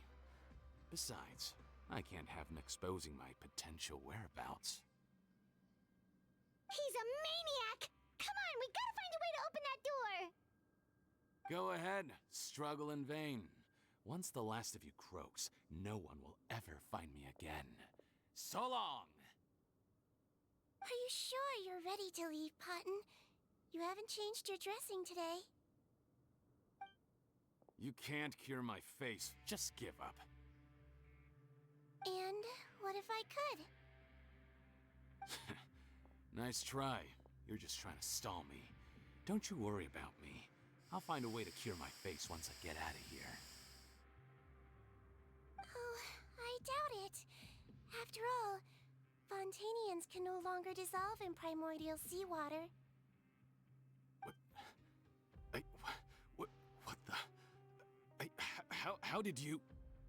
The key component of the face-changing potion is the fluid left behind by dissolved Fontanians. It might look like ordinary water, but it has some unique elements in it. Before the flood, all Fontanians were oceanids, physiologically speaking. A potion made from that fluid could dissolve and reconstruct the face of a Fontanian in much the same way as hydroidolins change form. Theoretically, it could give someone any appearance they wished.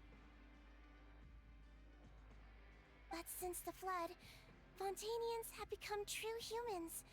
They can no longer provide the source material for this potion, nor reap its benefits.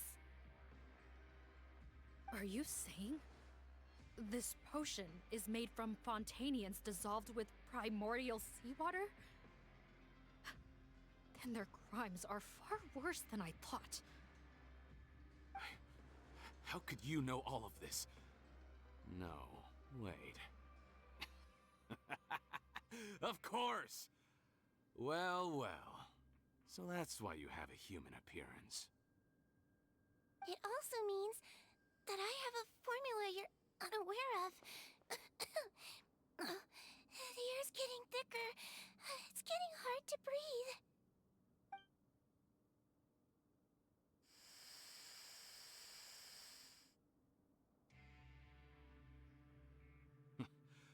I might get to make a deal today after all. Alright, keep talking. How do you intend to give me the formula? Oh, it's not a formula, but a finished product. I have a bottle of it right here. What? When I tried Rawat's skincare product, I noticed it had a certain special component in it. So I had my friends gather some other ingredients for me, and sure enough, a little experimenting later, I'd produced the potion. I'm guessing his skincare lotion contains the fruits of your joint research? Huh. Impressive guesswork. Yeah, we were a supplier for some of the raw ingredients. But it only contains a tiny amount of the active ingredient. The effect is minuscule compared to the undiluted fluid. Well, I found a way to reverse the dilution process, giving the skincare lotion a similar effect to the fluid it is derived from. That's impossible. If I tell you some of the ingredients, I think you can figure it out. First, you need to combine tainted hydrophantasm tissue with transoceanic pearls at a ratio of around 3 to 7. Tainted hydrophantasms and transoceanic pearls. I see. Can't believe I never thought of that. So, can we make a deal? Sounds good to me. There's a delivery pipeline beneath this window. Drop the potion in, and I'll release you all.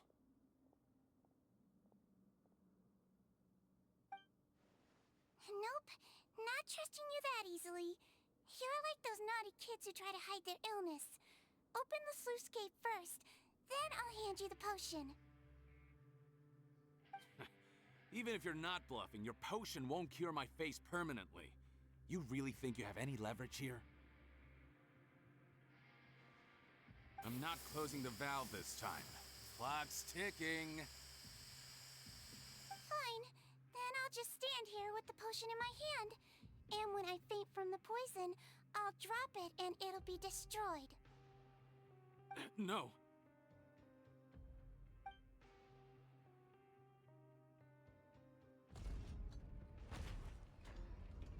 It's open! Disable that sluice gate!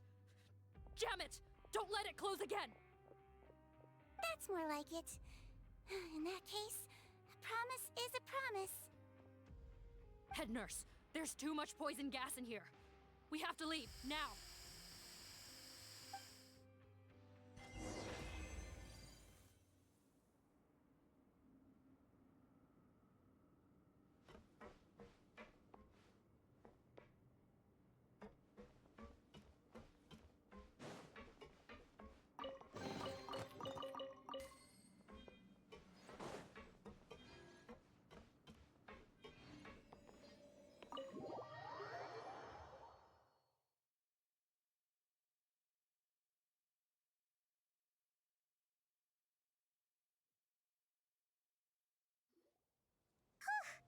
That was too close. That button is a real nasty piece of work. Oh, don't be too quick to sit down. Moving around a little will help relieve the soreness. Same goes for you, Traveler. Oh, but Paimon, you should be fine, right? Flying fast is pretty tiring too, actually. Anyway, that's not important right now. Paimon's still shocked to learn that there's a whole criminal operation going on behind that skincare lotion. Shame I ended up giving the improved version to Potten after finally making it for you. I'll make you some more, I promise. No, please don't. Paimon doesn't want to use that stuff anymore. Still, it was a pretty good job that Paimon wanted to buy some in the first place, huh? It ended up saving everyone's lives. That's gotta count for something. Yeah, Paimon was just kidding. Head nurse, I've done a final head count of our team and the criminals. Everyone's here and doing fine. We're ready to escort the fugitives back to the fortress of Meripede. It's a shame that we didn't find Rawat. At this point, I'm afraid he's probably deceased. What a horrible bunch. Especially that Potten guy. If he hadn't made good on that deal, we'd all be dead because of him. No, we wouldn't. I always keep a whole bunch of antidotes on me for emergencies. And one of them neutralizes that poison gas. We'd have been fine, even if you hadn't opened the gate. What? Then why did you give him the potion? If this is true, I must concur. Sorry to be blunt, but I think you made a bad decision by handing him that bottle. If he changes his appearance and flees Fontaine, it's unlikely that we'll ever find him. No matter how cooperative his accomplices are when we question them. No, you don't understand. I gave him the potion precisely so we could be sure where he'll go next. What do you mean? We gotta hurry. She won't last much longer.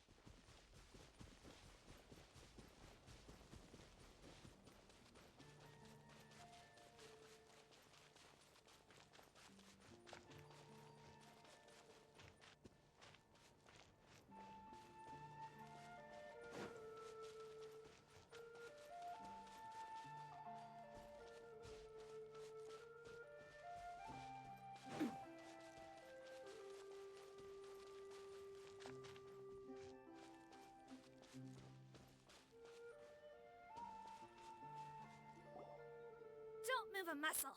I might be short, but I pack a mean punch. Captain? You're just in time. While I was lying in wait, I spotted this crook snooping around, trying to find a way in. So I detained him. Oh, his face. Are you... Potton? So this is where you were heading, huh? What? This is how Potton looked before his face was marred. His current appearance matches the mugshot on his arrest warrant. I see. Wait, so what's going on? Wasn't the whole point of the potion to disguise himself and escape Fontaine? Why would he change back to his original face and run right into our trap? Enough of this nonsense. Let me in. You better pipe down. There's an old lady in there who's very sick. No way are we letting a crook like you inside. To heck with it. Listen to me. I'm Rawat. That's my mother in there. He's gotta be lying, right? Rawat was a victim in all this. He was forced into it against his will. How can he and this monster be the same person? Forced against his will? That's the funniest thing I've heard all day. Heck, when I was being coerced, everyone thought I was colluding of my own free will. And then when I actually became a criminal in my own right, you all suddenly thought I must be under duress. Amazing what a difference a handsome face makes. Save us the speech. Explain yourself. You want an explanation? Fine. I'll tell it how it is. When I was just Potton, the whole world treated me with contempt. Ew. What do you want? Get away from me. Women despise me. Collaborate? You don't look like much of a researcher to me. My peers scorned me. Mr. Potton, was it? I'm most interested in your research. Consider my offer carefully. I doubt you'll find other investment opportunities. Only villains would work with me. You want out of the game? Forget about it. Turns out, I slipped up a little. Left your picture with some Marechaussee Phantom officers. Easy mistake to make. Now they've listed you as an accomplice and drawn up an arrest warrant. So I suggest you put any thoughts of running away to rest.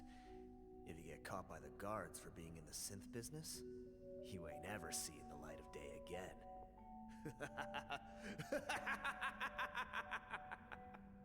There was no way out for me. Until I could stop being Potton. Mr. Rawat, I have something I'd like to tell you. I became popular with women. This new potion you developed is fascinating. Genius, in fact. Would you consider working with me? I'd be happy to sign a licensing agreement.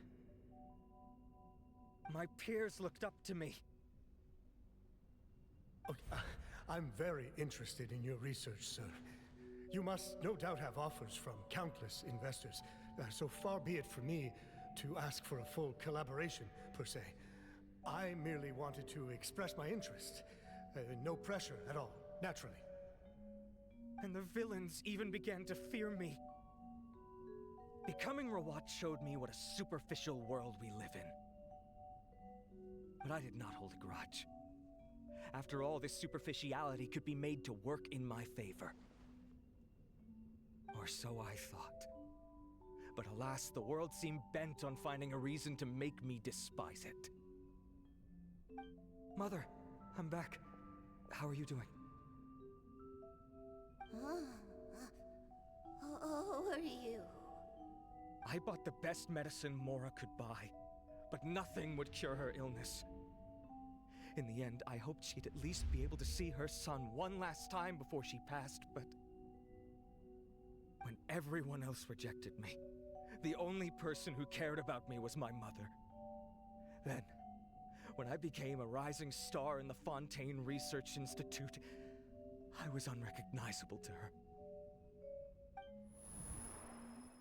I have to let her see me again. Even if it means donning my own wretched, ugly face. Well, is that enough explaining for you? Now do you understand? Let me inside already! Have you ever considered if you'll even be able to look your mother in the eyes after what you've done? You found a way to completely change your identity. You could easily have escaped from them. But no, you chose to keep working with them. Why would I want to give up on such a lucrative business? The profits were dozens of times that of the synth business, and it was all above board. So you kept being a villain just for the money? Villain? By what standard? Is doing evil deeds really what makes someone a villain in your eyes? Or does it all come down to the way they look? None of you saw a villain when I was wearing my other face, did you? You have no right to judge me! You're all just fake people living in a hypocritical world! I regret nothing! My mother would understand!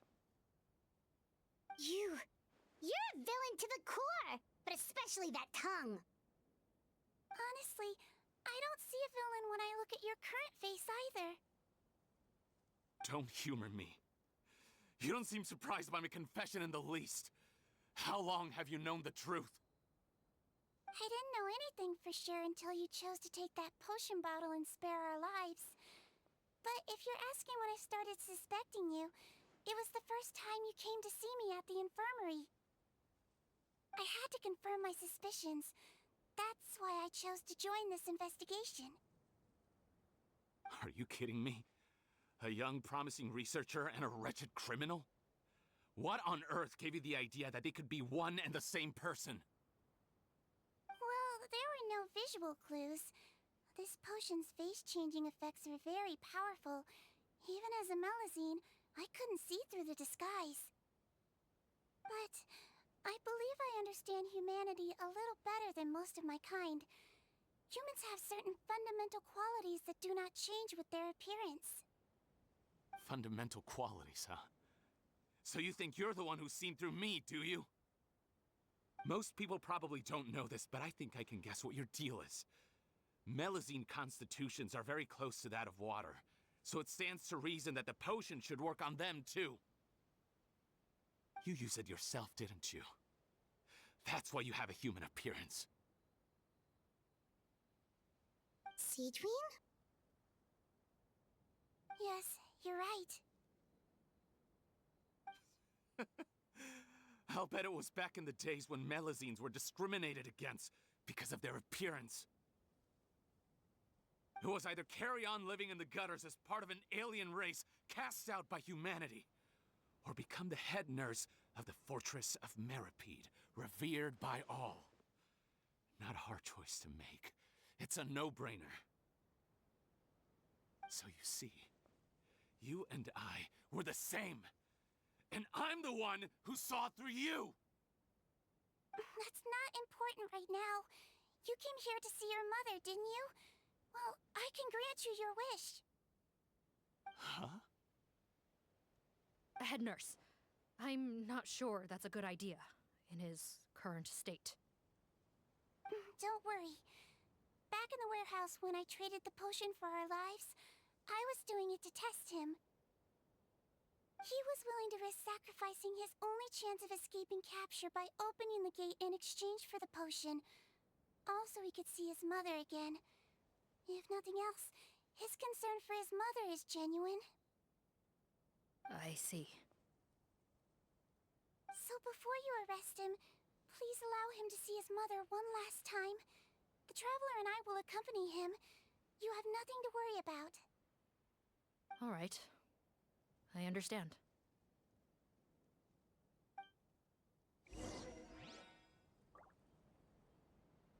I don't trust this guy much. Be careful. Join the head nurse inside. If he tries anything at all, shout.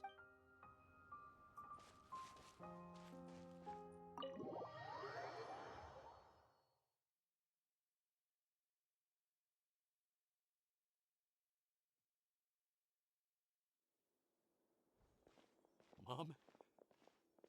It's me, Potton, your son. You recognize me now, don't you?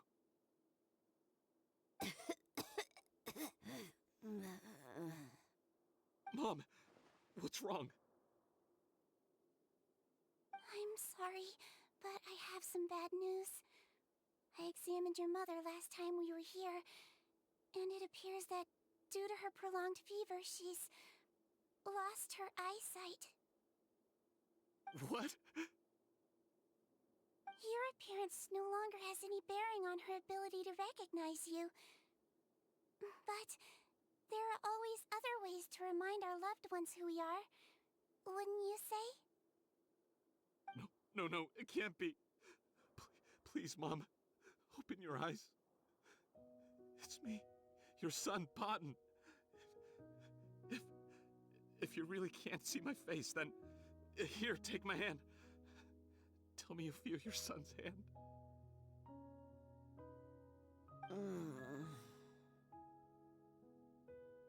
I've done so much to get to this point. Please, you have to recognize me.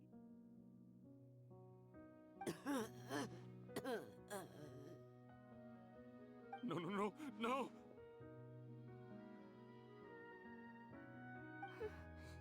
The temperature of his palm must have changed. I'm sorry. It seems I couldn't bring him back to you after all.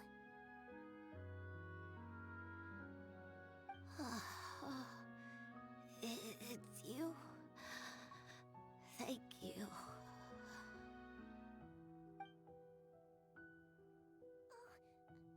Of course. Mom, why will you answer her and not me? Why? No more questions, Potton. She's gone. Mom?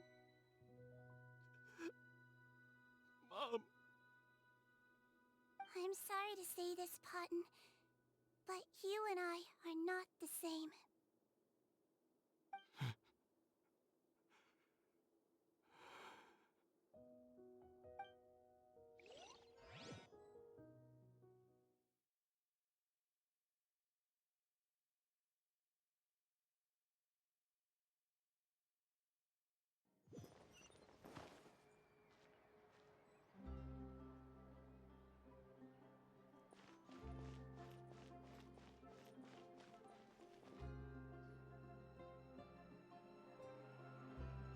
The wait is over, everyone! The sale of our new skincare product, Romaritime Essence, will now begin. Another skincare promotion!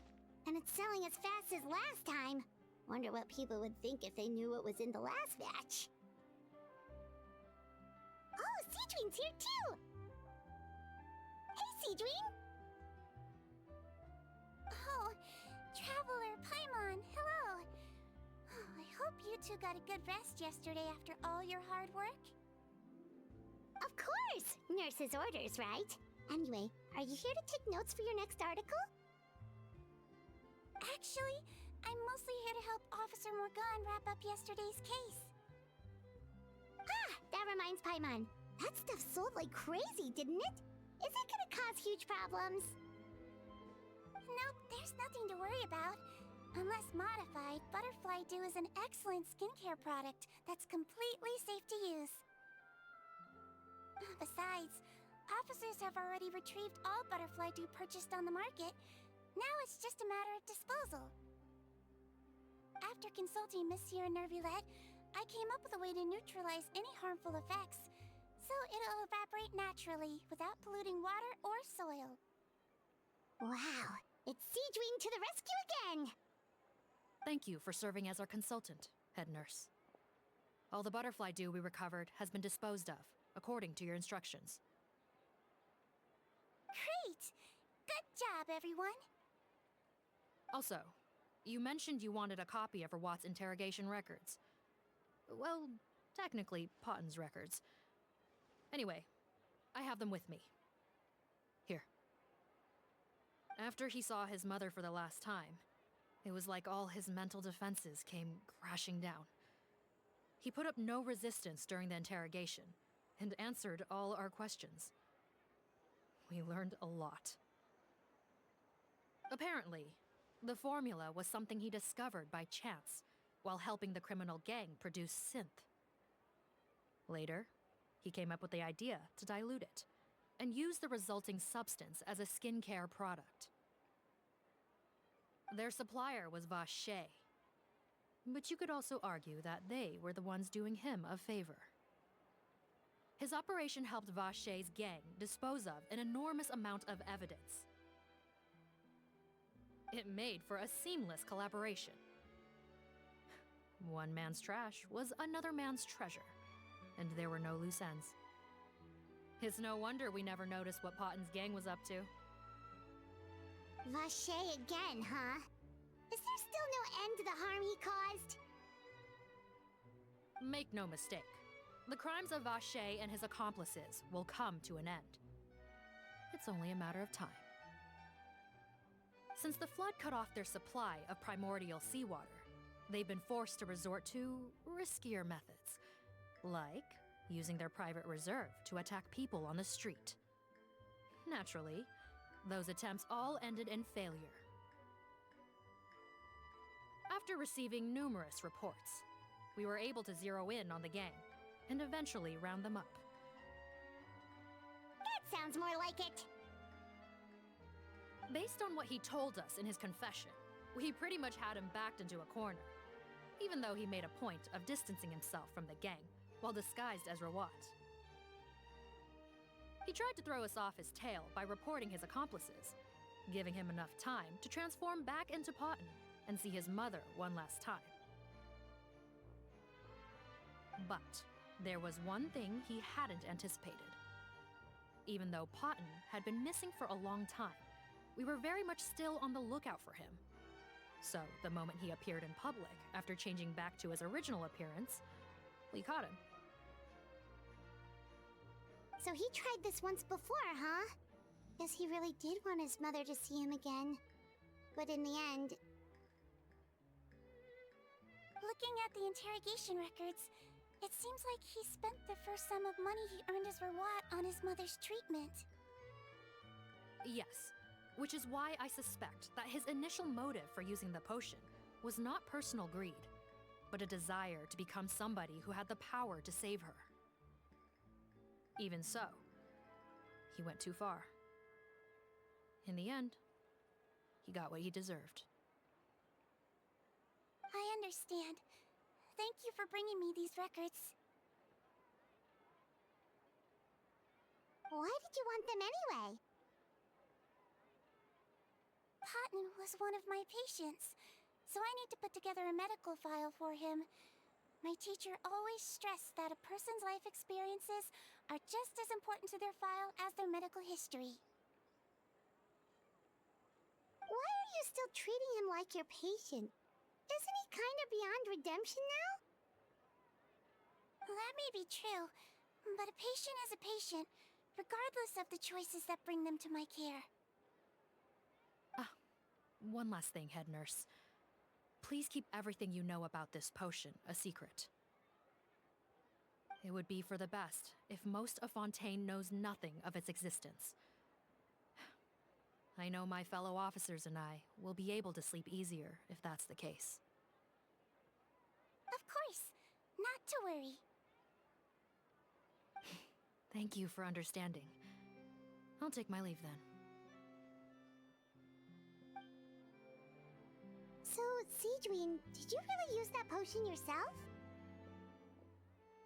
Why do you sound so surprised, Paimon? I told you all about it. It was quite a while ago now. You mean that story about the witch and the potion? So it was really, actually, genuinely a true story? Yes, it really actually genuinely was. But... I know. There are some secrets I can't tell anyone about. But considering everything we've been through together, I know I can trust you with them.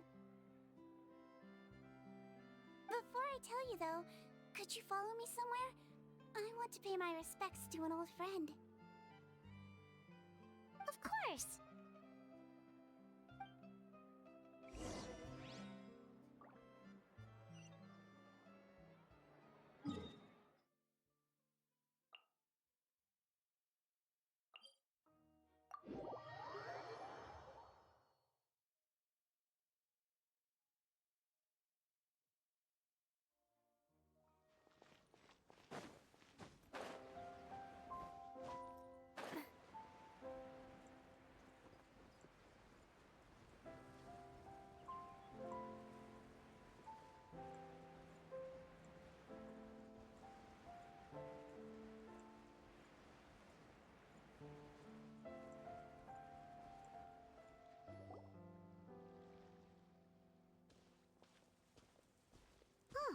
Neuvillette and Risley, they're here too! Good to see you, traveler. Paimon. I trust all has been going well for you? Big news, everyone. The Udex is out of his office on important business. Hmm? Is that genuinely something people would consider big news? Why wouldn't they? Important business is a big deal. Ah, yes, you're quite right. When someone you care about requires emotional support, being there for them at the right time and place is of the utmost importance. After reading the Maréchal Phantom's reports, I had a feeling a trip here might be in order. Take note. That, my friends, is how Monsieur Neuvillette shows that he cares. We're both here for the same purpose, actually, to accompany Sijwin as she pays her respects to her late teacher. So the old friend she mentioned was her teacher then? The witch? Oh, sorry. Paimon didn't mean to be rude. It's only because Sijwin calls her that all the time, so... I doubt she considers that title to be offensive, Paimon. Don't worry. Indeed. In fact, I believe Sijwin would take it as a sign of affection. She has spoken of this doctor on many occasions, and it sounds like she was a truly generous individual. In those days, many people harbored prejudices against Melusines. She was the only teacher willing to take Sijwin on as a student. Wow. It's really nice of you two to be here for Sijwin. Guess you guys really look out for your younger colleagues, huh? Younger colleague? Well, that might be true for the Udex, but I'm not sure I can say the same. Sijwin served a sentence in the fortress of Meripede hundreds of years ago, and after she did her time, she decided to stick around. She's been an integral part of our administration ever since. Strictly speaking, the head nurse has been around longer than most people in the fortress, myself included. Pretty sure that makes me the younger colleague. She served a sentence? Yes. Long before I became Udex, there was an ancient law in Fontaine that prohibited any attempt to transform another species into a human. Initially, I and most researchers believed this law to have been imposed due to ethical concerns. But now, it seems more likely that the law was nothing more than an insurance policy, a way for Egeria to ensure that her people would remain insulated from the truth, thus enabling them to lead more straightforward, happier lives. Ignorance is bliss, as they say. Sijwin had her reasons for choosing to obtain a human form, but the act was nonetheless in clear violation of the law. Could you tell us a little bit more about what happened back then? Certainly. Sijwin does not object to her close friends learning about her history. In fact, I first learned of it myself because she confessed the truth to me of her own volition.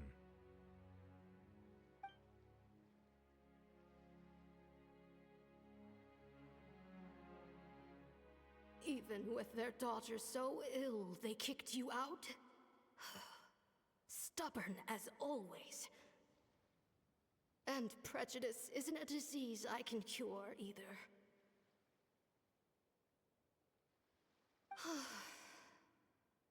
Shame that I don't have the energy to get over there. You're laughable, you old witch. You want to save everyone in Fontaine, but you can't even save the patient before you. Master, what are you... I discovered a strange disease, one I suspect that every Fontainian suffers from. But without witnesses or proof, no one will believe me. I had no choice but to experiment on myself to find a cure, but I hit a wall. And as you can see, it took a wretched toll on me. Then I'll find a cure for you, and then you can go cure her. There's no need. I am beyond saving now. There's nothing you can do. But, Master... As I said before, a doctor's duty is to treat whatever ailments they can. I know, but they don't trust me at all.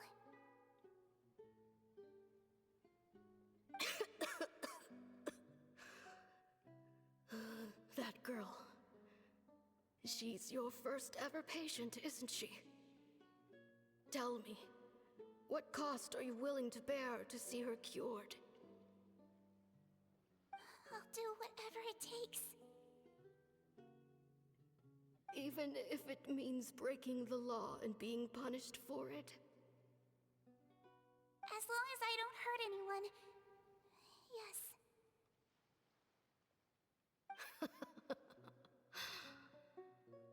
Spoken like a true student of mine. Then I shall make one more final gamble. And see my experiment through to its end. Leave me for now, and come back in 2 hours. If I am able to work this miracle, then I will have found a way to save all Fontainians, and I shall be able to help you treat that girl. If not, then it means there is one more disease in this world that I cannot treat. In that case, do not come looking for me. I will leave you a parting gift. An accidental discovery happened upon through my study of this strange disease. It has little use, but it will at least help you cure this one patient you can reach.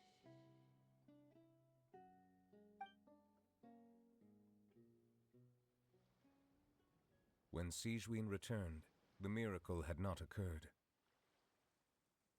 She found a potion bottle and a note on the table. After using the potion as instructed, she gained her current form, breaking Fontaine's law in the process. And after I had confirmed the veracity of the events, I gave my verdict. So that's what happened. I fear Sijwin only understood the full story after the truth about the dissolution of Fontainians was uncovered. When I reflected on all this with that knowledge in hand, I felt a deep sense of regret. As I use the law to uphold justice, there are times when I cannot help but acknowledge its ruthlessness. After the final details of the events surrounding Sijwin's transformation came to light, I checked several sources and, thankfully, the legal code does not require Sijwin to shoulder any additional punishment. Wonder how she feels about all this. Since she invited you here, I imagine she intends to speak of these matters with you, no?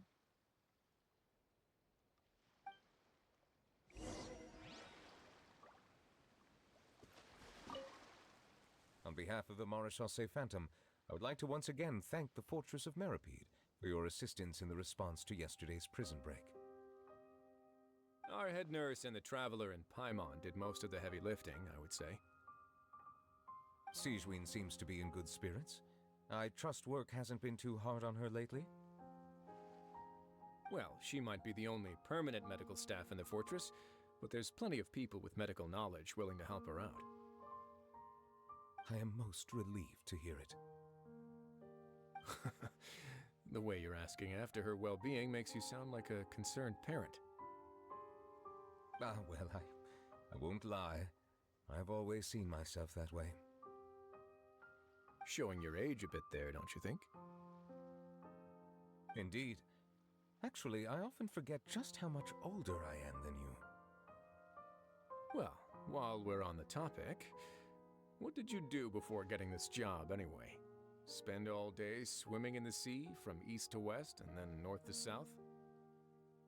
Yes, and from the surface to the ocean floor on occasion. Wow. Impressive. Apologies, that was merely an attempt at humor. You can disregard what I said. That's impossible, I'm afraid. My imagination's already running wild.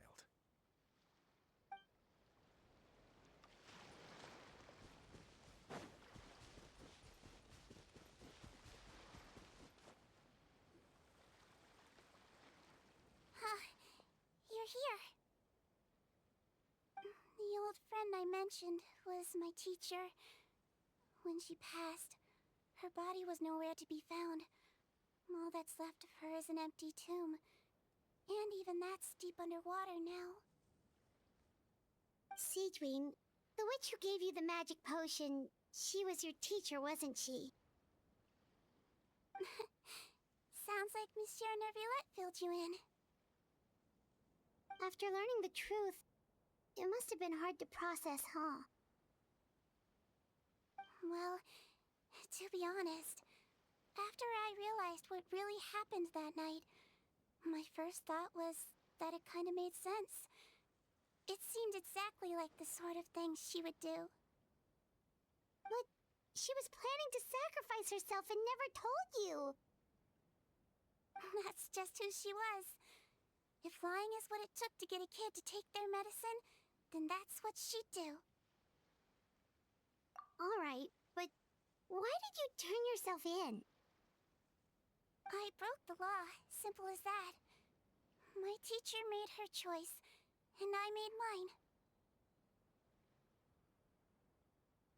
True. It's just the way Potton framed it when he was asking you all those questions, it made Paimon really mad. You're not like him at all, and everything Neuvillette said confirms that. And yet, you were still convicted and thrown in prison. It just feels so unfair. Unfair? I happen to think just the opposite. If I hadn't served that time, I'm not sure I would have been able to stay strong when he was questioning me. What makes you say that? I knew you'd be curious. Let me tell you a story.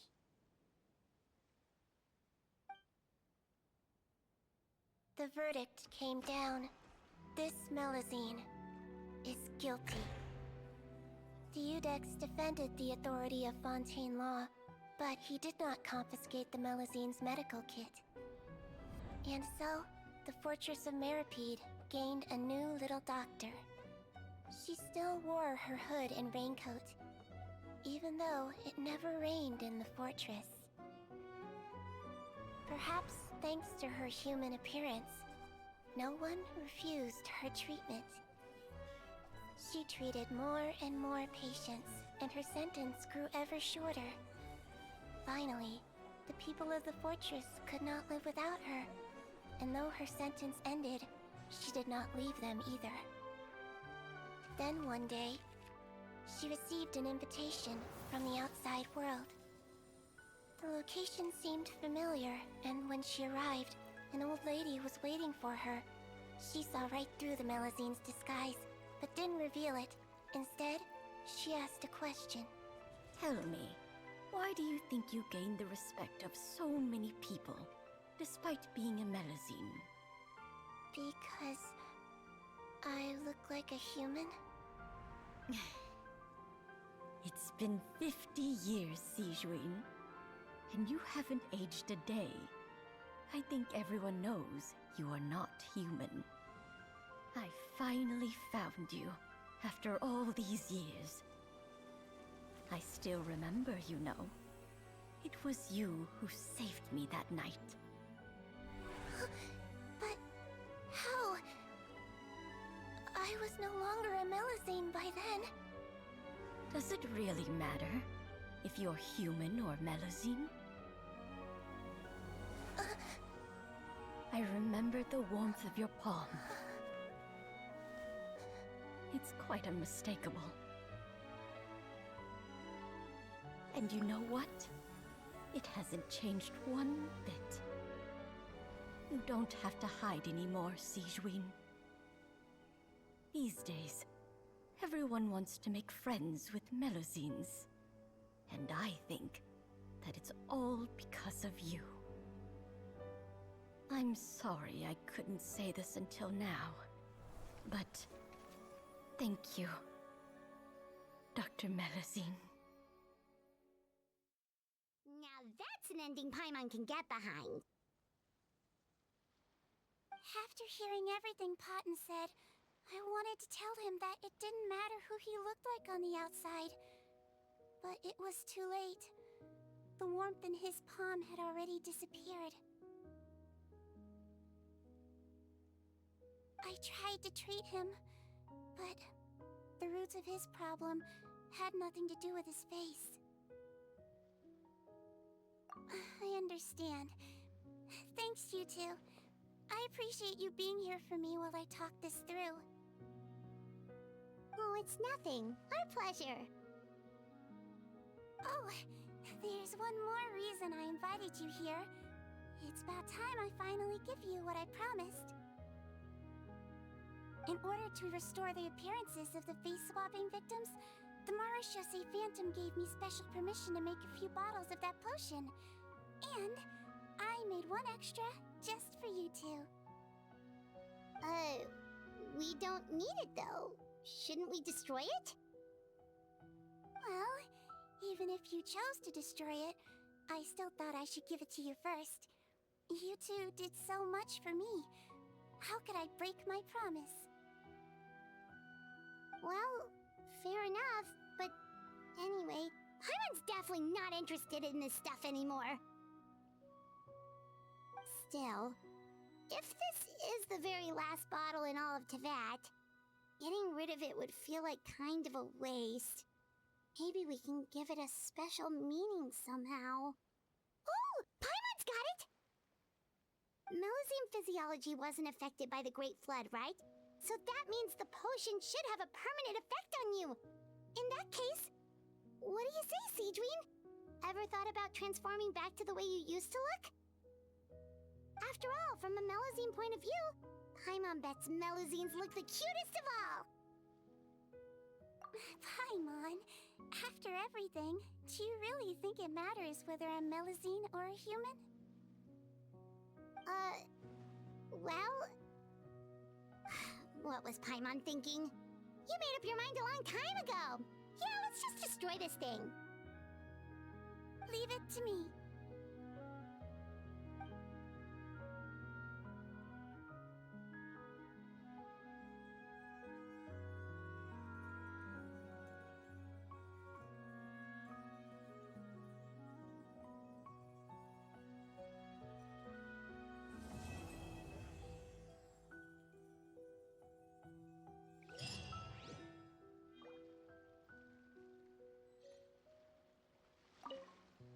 I'd like to stay here with my teacher for a little longer.